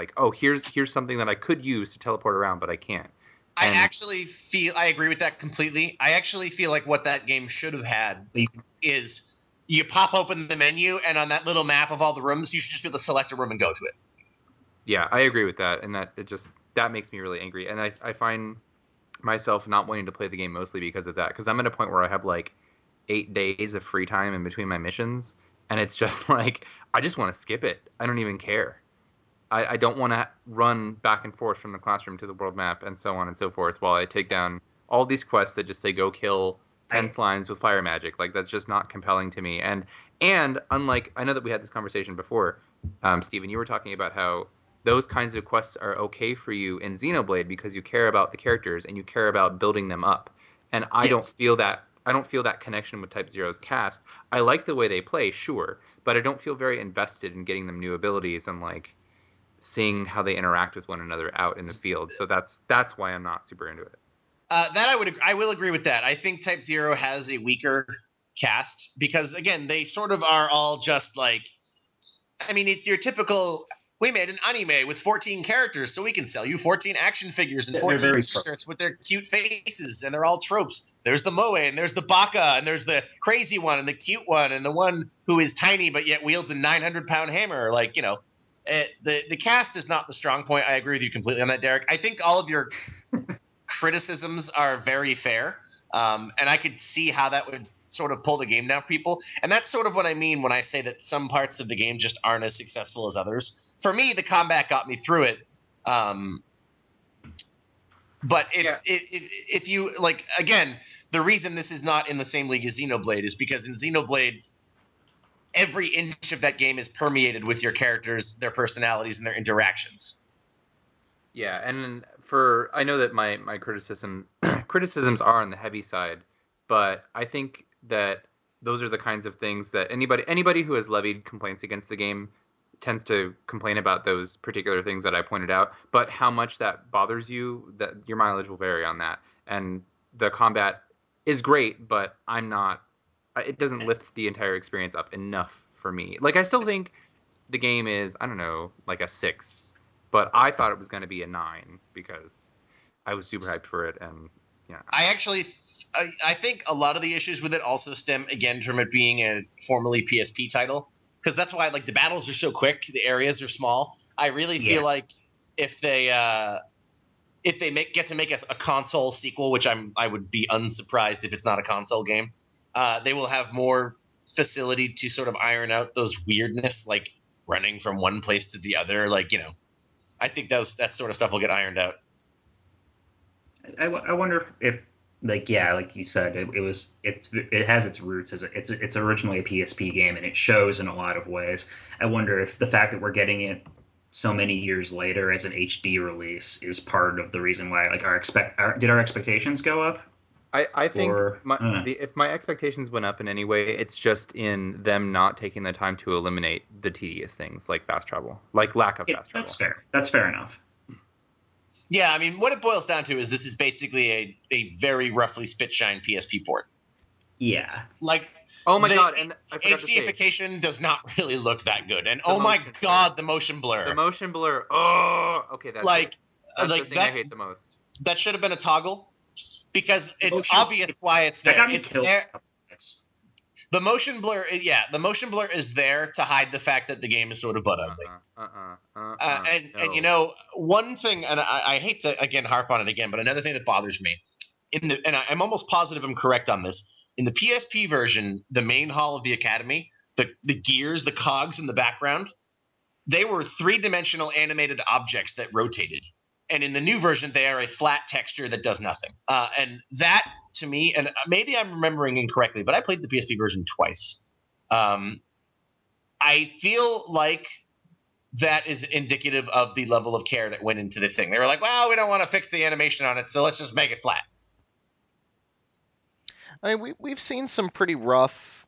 It's the era of HD remasters right now, and we've seen some pretty rough ones. I know we talked about it. It's great to have the GameCube Resident Evil game, but that thing looks pretty rocky in places, and some of those backgrounds they look kind of assy. Final Fantasy HD Type 0 HD, it's got some rough patches. And then you have other HD remasters that are absolutely incredible. Like, we're probably going to get an Uncharted announcement here in a couple of days. God, yes. I know. That's great. You guys can play subpar action games, whatever. 60 frames per second. Screw you, man. I said it. Yeah, you know what? You go ahead and take your hate of Drake and go play something. But like The Last of Us did a really good job of going to 60 frames a second and kind of fixing up the textures a little bit. So I think all of those PSP to HD ports, like the 2 God of War ones and Monster Hunter Freedom 3rd, and the Grand Theft Auto Stories games, those all looked like ass moving to the PS2 or PS3 or PS4 in case of Type 0. So it's because the starting point is the PSP, and that wasn't a great starting point. Right, but I mean, I forgive those things, but I feel like the name HD is very liberally used. Yeah, and I think the companies are getting. You could make the argument we're getting a little lazy here. I think some of these. It's time to start releasing new games. I'm agreed. We're about ready to move into news because I think we'll kind of save Pillars of Eternity for later because I know Steven wants to talk a lot about that, and I'm still playing Bloodborne, so I don't want him to get me too excited about it right now.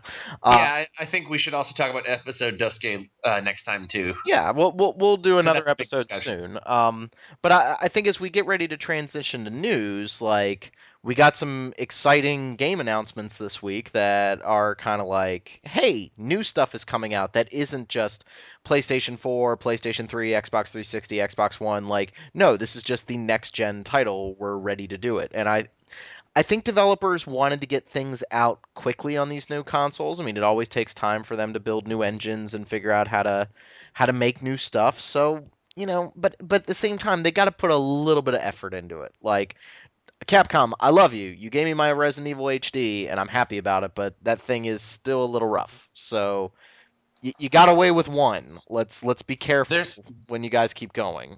Their solution to the resolution issue was to zoom in the camera. That was dumb. Yeah, especially like the one. The one save room on like I want to say it's the east side of the first floor of the mansion is like, gugh.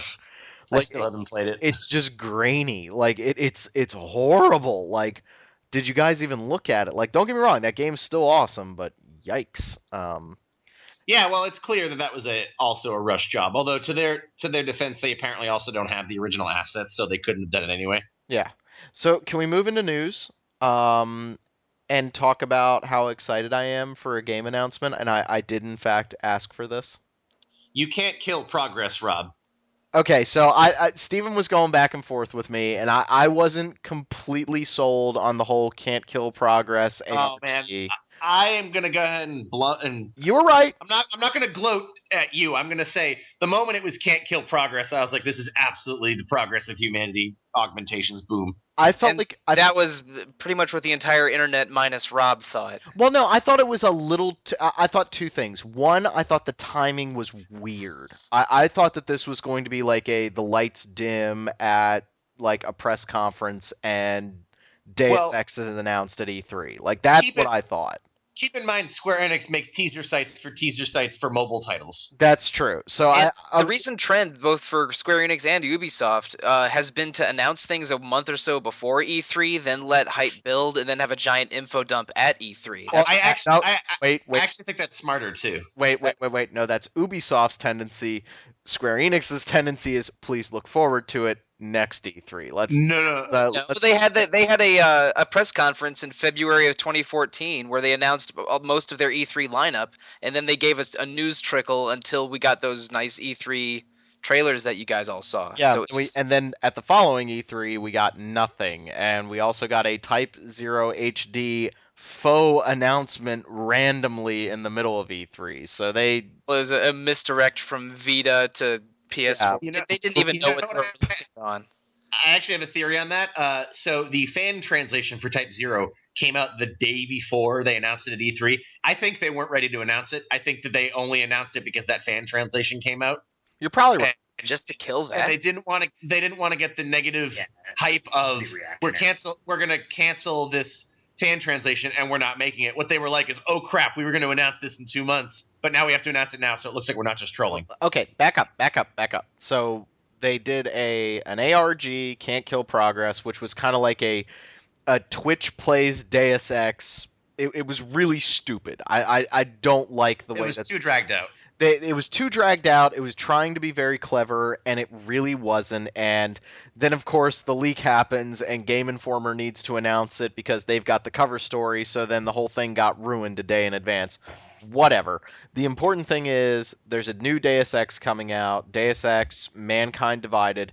I wanted to say, even though this isn't the music podcast, that trailer got me when he jumps in and starts kicking absolute ass, and they play just a couple bars from Icarus from the original. I was like, the hair stood up. I was like, oh, F yeah. Oh, so I'm going to say I'm very excited for that game.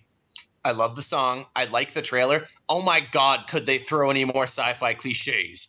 In a world of mankind divided, we will have to make the hard choice. I'm like, oh my God, shut up. No, I wanted more angel wings. Are you kidding me? Like, the first time they did it in the middle of the trailer, I was like, all right, I get it. Then they did it again, and I was just like, guys, okay, come on, subtlety here. I'm glad they brought Jensen back. Apparently, people are mad that they're bringing Jensen back, but Jensen's the most interesting.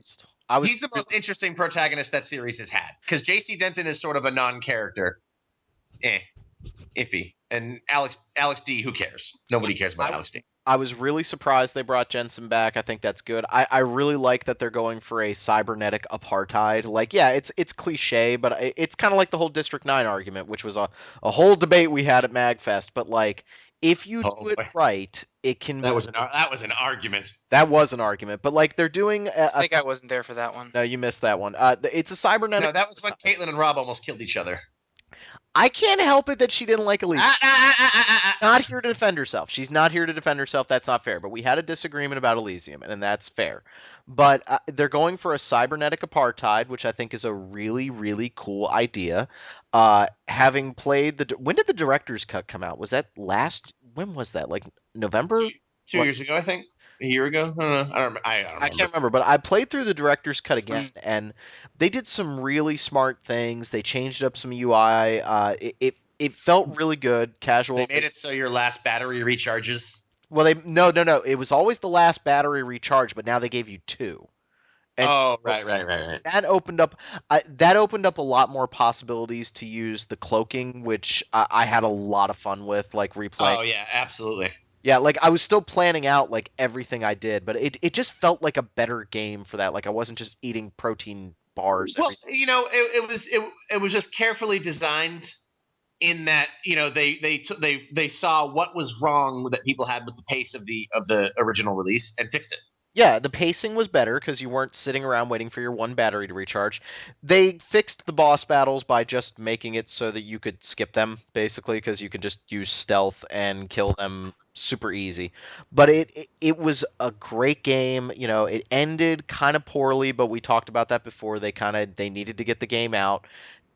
There were so many good things with that game. My one thing that I am really, really concerned about, and I said it to Derek in the pre-show warm-up, Thief really, really sucked. Like that game was awful. I that felt like their first game. I really hope that they took everybody that was like in charge of Thief that made that the absolute muddled mess. There's a part in You Thief don't where want another thief map? no. There's a part in Thief where they went for like a third-person Uncharted climbing section, and they do it once in the whole game. And you're like, what are you? What was this just left behind from like an earlier build of the game? And you said, F it, let's DLC. go with it. Like that game is a mess. So I'm really hoping that like everybody who was Super involved in slapped together. whoever was involved in like the upper decision making process was fired, and we got the original Human Revolution guys that actually knew what the hell they were doing in terms of level design, in terms of stealth mechanics. I think it's the same director. I think it's the same director as the Human Revolution, although I think he also directed Thief, but I don't know. Yeah, 'cause My only question Yeah. about the new Deus Ex is they are getting. So you have Star Wars Episode 1 syndrome, where Human Revolution is a prequel oh yeah, to Deus Ex 1. This is 2 years later, and that's 2 years closer to Deus Ex 1. And you have Star Wars Episode 1 syndrome, where why is all the older technology better looking than the tech in the first one? you also have the problem of this game takes place like 14 years in the future, and apparently we have flying cars, cybernetic arms, and like mecha, and it's like I kind of wish that they had just rewritten the whole history and just pushed it forward 100 years just to like Well, I mean, get away from it. The progress of technology is sort of known for its like exponential leaps. Like, it goes a little, and it jumps. You ain't having a cybernetic arm in 14 years, dude. I'm still waiting for flying cars and People power have laces. cybernetic arms now. Don't you read that like in like the news? Like We don't people- have power laces yet, dude. All right. we don't want power laces. Cybernetic arm lets like a person who couldn't have an arm lose an arm. But no, like I'm going to be interested to see if they attempt to continue to stay true to the plot of the original. I personally don't think they will, because I don't know. Like what I'm hoping this, because I really want them to bring in the plot of the first Deus Ex, which is all these people with mechanical augmentations are being replaced by people with nanotech augmentations, and that's a really interesting like obsolescence of humanity accelerated to a faster pace. I would love if this game sort of dips into, Jensen's one of the first people to get augmented, with these mechanical combat augs, and now that you're fighting nanotech aug people, like that would be really cool. Or no, you couldn't because Denton was, I don't know, but like I want to know if they are going to dive into the concerns of the first game or like bleed into that. There's a lot of really cool room for them to grow. I'm really glad that Dishonored came out because I think Dishonored did the stealth aspects better, but I think the world design of Deus Ex was more interesting. So I think that Dishonored will keep them honest a little bit. Like Deus Ex is a great game. Human Revolution is an awesome game, but its stealth mechanics were a little rough in some places. Its shooting wasn't perfect. It sounds like they've, according to some leaks from the Game Informer article, they're going in a really good direction. I really think we're going to see it at E3, and based on what that company has done, I would imagine that we're going to see that game maybe next summer or fall, because I actually think we're going to get it early next year. That would be awesome. I'm really excited for that game. I'm really, really excited. That music was great. I'm happy. Let's do this. So should we keep going with news? Derek, you got any more for us? because we haven't done anything in like a month. Is Derek not here? Did Derek leave? Oh, I was muted. I was talking. Oh my god. Oh my God, Derek!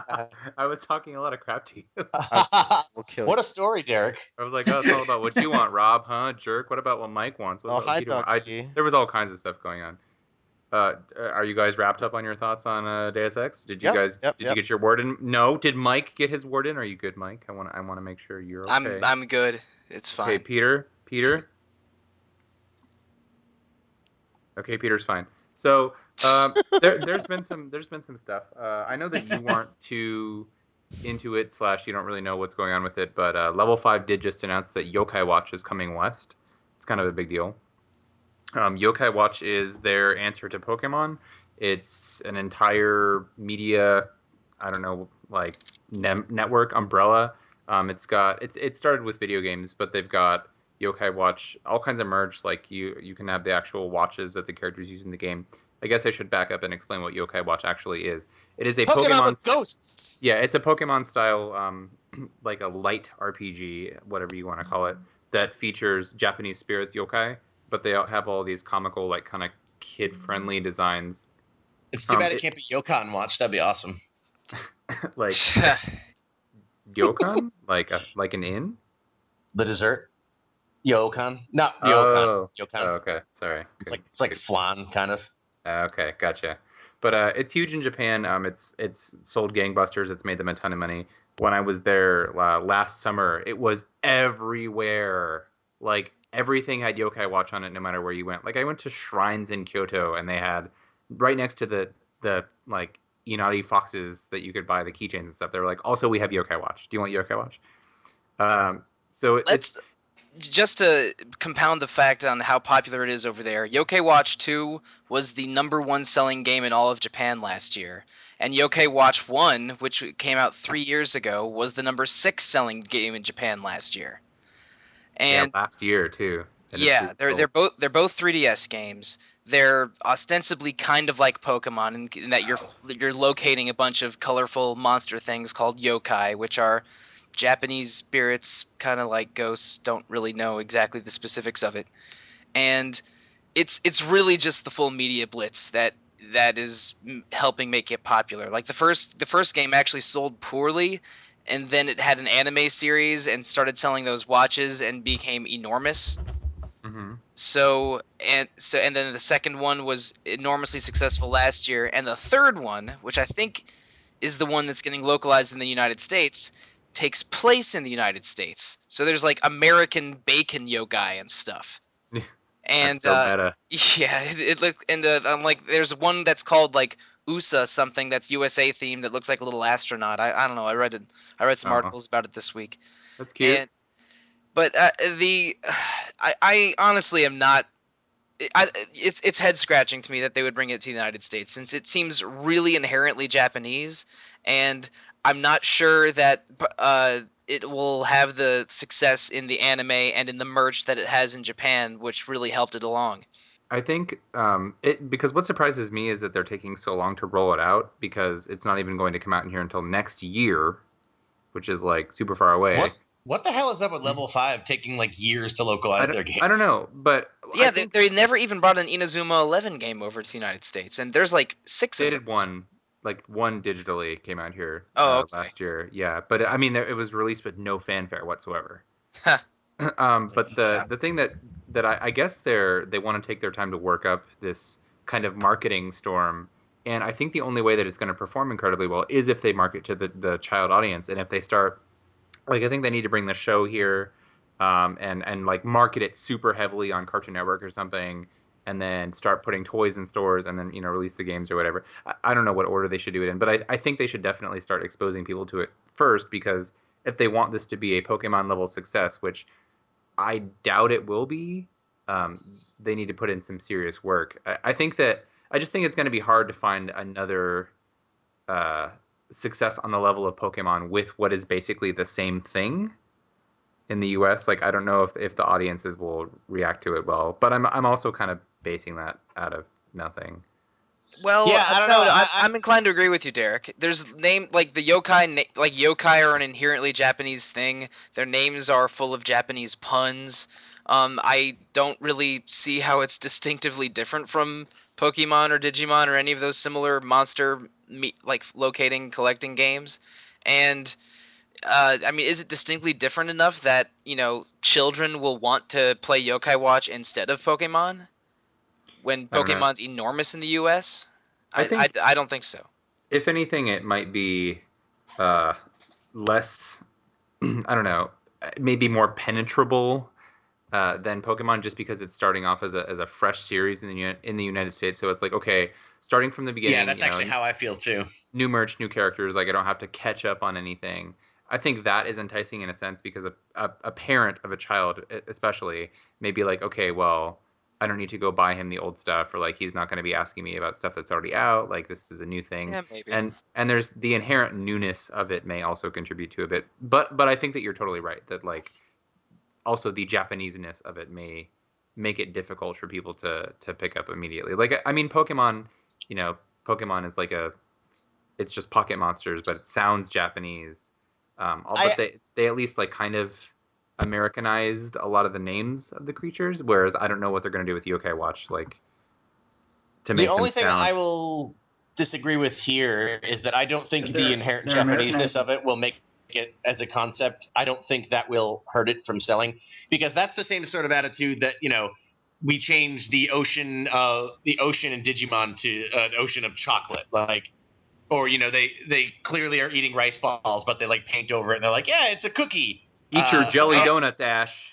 Like- I actually think Like in I actually Phoenix Wright, think where they go out for burgers all the time. Yeah.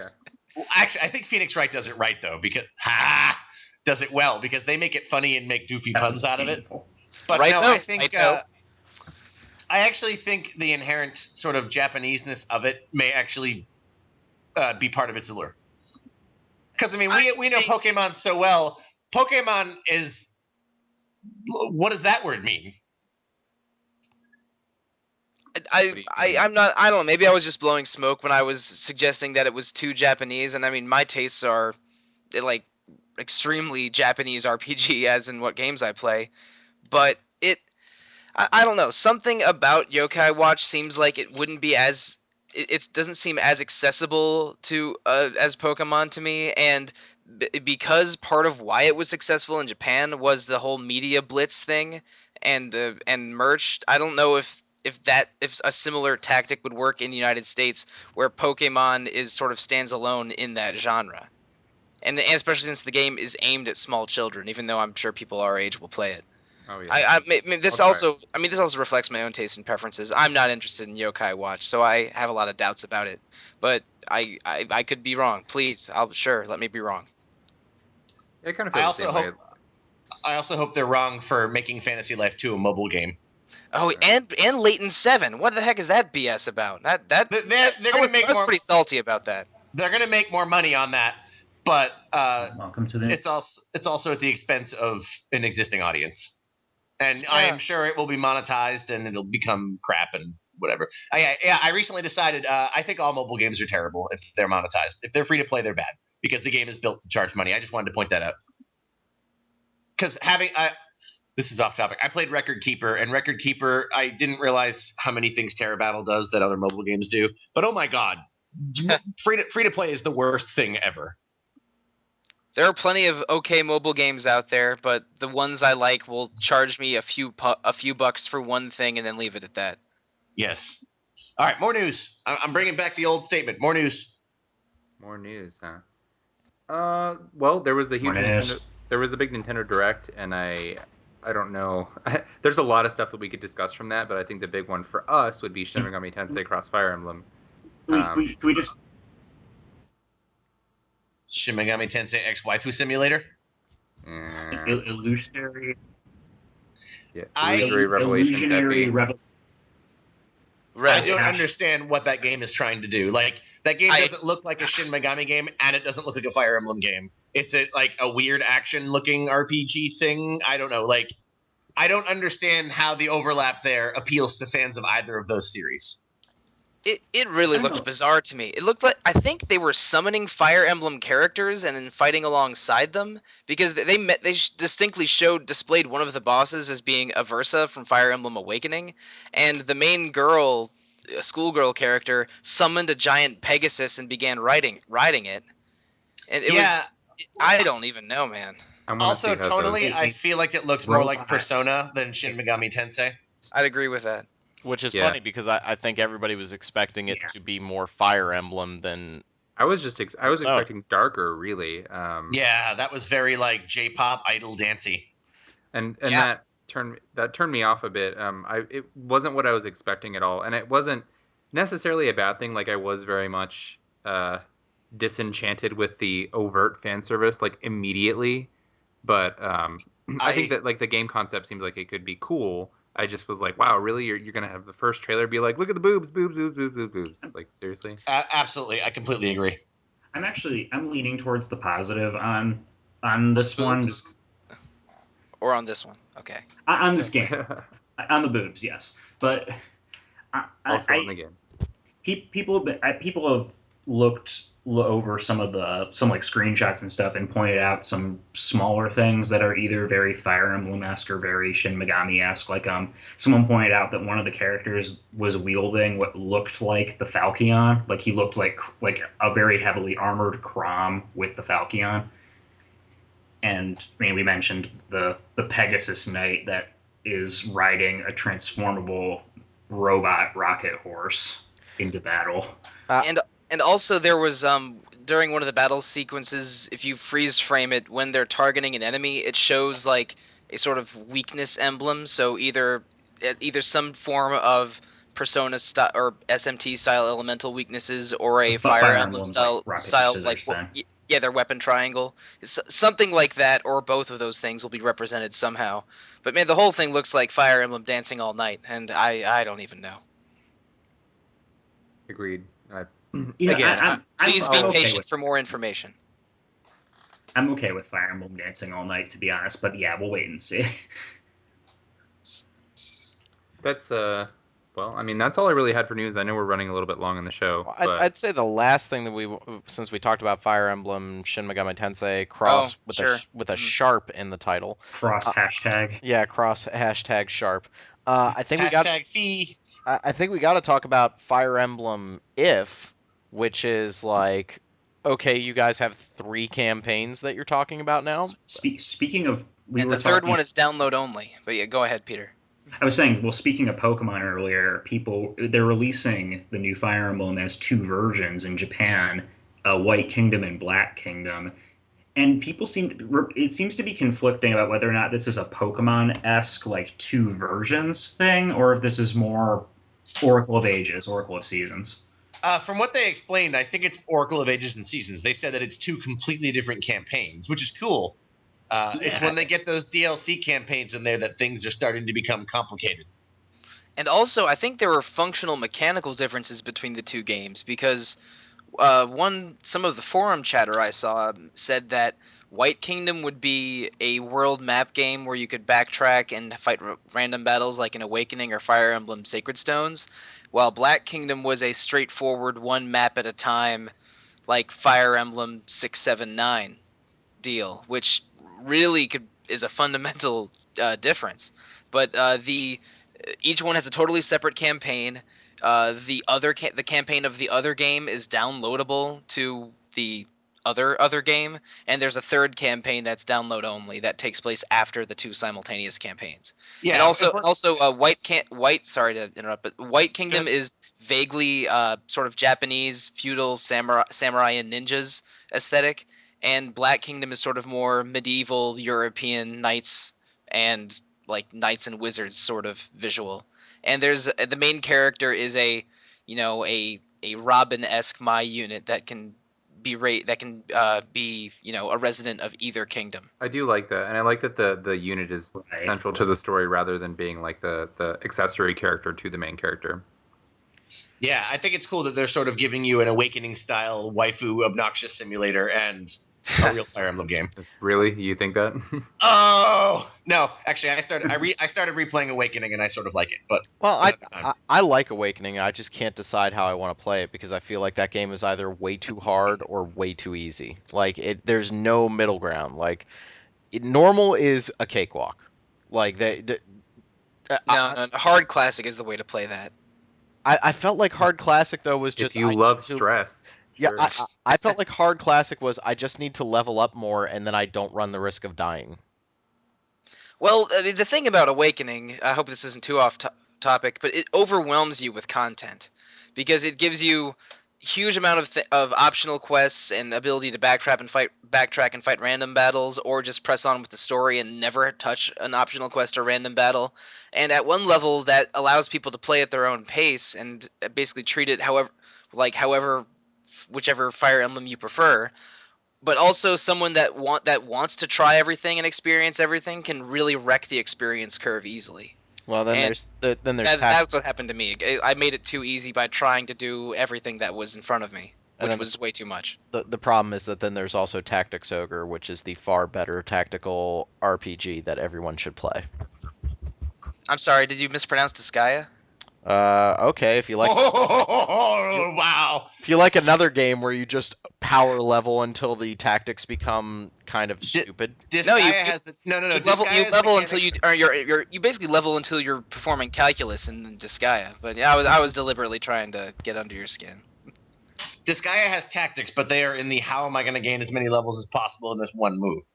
Yeah, which is Yep. fine, but I just found the Tactics Ogre I was agree, exactly that's- what I want.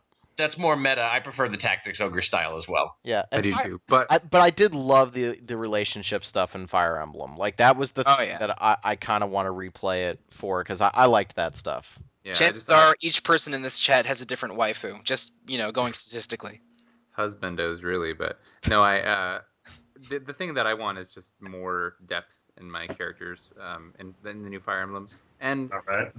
yeah, I mean, I have nothing to point to whether that's going to happen or not, but I think that the focus seems to be more on narrative than like pairing characters. I mean, we don't even know if the pairing characters thing is going to happen in this one because we don't know if there's going to be like time travel or whatever. I don't know. They mentioned that the pair up system, where 2 units occupy 1 space, is going to be back. Yeah, Well, that's I don't been know there about for a it. while. Yeah, well, it has. Was A it few in one- games, Oh, was it in like the second Shadow Dragon that we never got or something? wasn't it? I thought it was for, or I was thought- that not in the DS one? It wasn't in the first Shadow Dragon, but it may have been in the Oh, second. okay, all right. But Then I stand corrected. I thought I- it was in at least. I'm one. not certain myself. I could be wrong, but yeah, we don't know exactly how the relationship stuff is going to work. But I'm 100% certain that it will be there in some form. It was too popular, I think, for them to issue. Oh completely. yeah. I think we should keep talking because Steven really wants to eat, and we should just keep him here as long as possible. Now I'm hungry too. Oh, I will leave. I will go sit down and eat pizza and play Pillars. Okay, all right. Well, we're going to talk about Pillars and the Final Fantasy 15 demo on the next episode of Random Encounter. Because we are already drifting Yes. into the deep end. All Oh my right, God, all right, all You're right. so stuck on that. Everybody stop. Everybody stop. So, I think we could go another 45 minutes on Pillars of Eternity. Yeah, sure. I mean, I could, but then I would just die. thanks and then I wouldn't play everybody anymore. for listening to Random Encounter, the RPG fan podcast. Make sure to subscribe to us on iTunes. Start giving us some more listener mail. We're going to get back into that. My apologies for taking so long to get this episode up. It's a busy season at school, and also Bloodborne happened. So, yeah, didn't really want a podcast, just wanted to play the game. So, Understandably so. I also just wanted to say really quick, I recently guest starred on, well, star makes it sound so glamorous. I was recently a guest on another podcast called Koopa Club. That's Koopa with a Q, Koopa-Klub. Sorry, Qoopa-Klub. I'm so good at spelling. I did win a spelling bee in 4th grade, actually. But I was a guest on their show. They're a group of really nice guys. They mostly talk about Nintendo games, but anything is fair game. And it is a gay gaming podcast, so if you are gay and you want to listen to other dudes talk about games and a lot of really vulgar stuff, take a listen. They're cool guys. It's a cool show. I was on 2 episodes. Please look forward to it. all right. All right. Well, for Steven, Derek, Peter, and Mike, thanks a lot for listening, and we will see you all later. Bye. Bye. Oh, bye, Rob.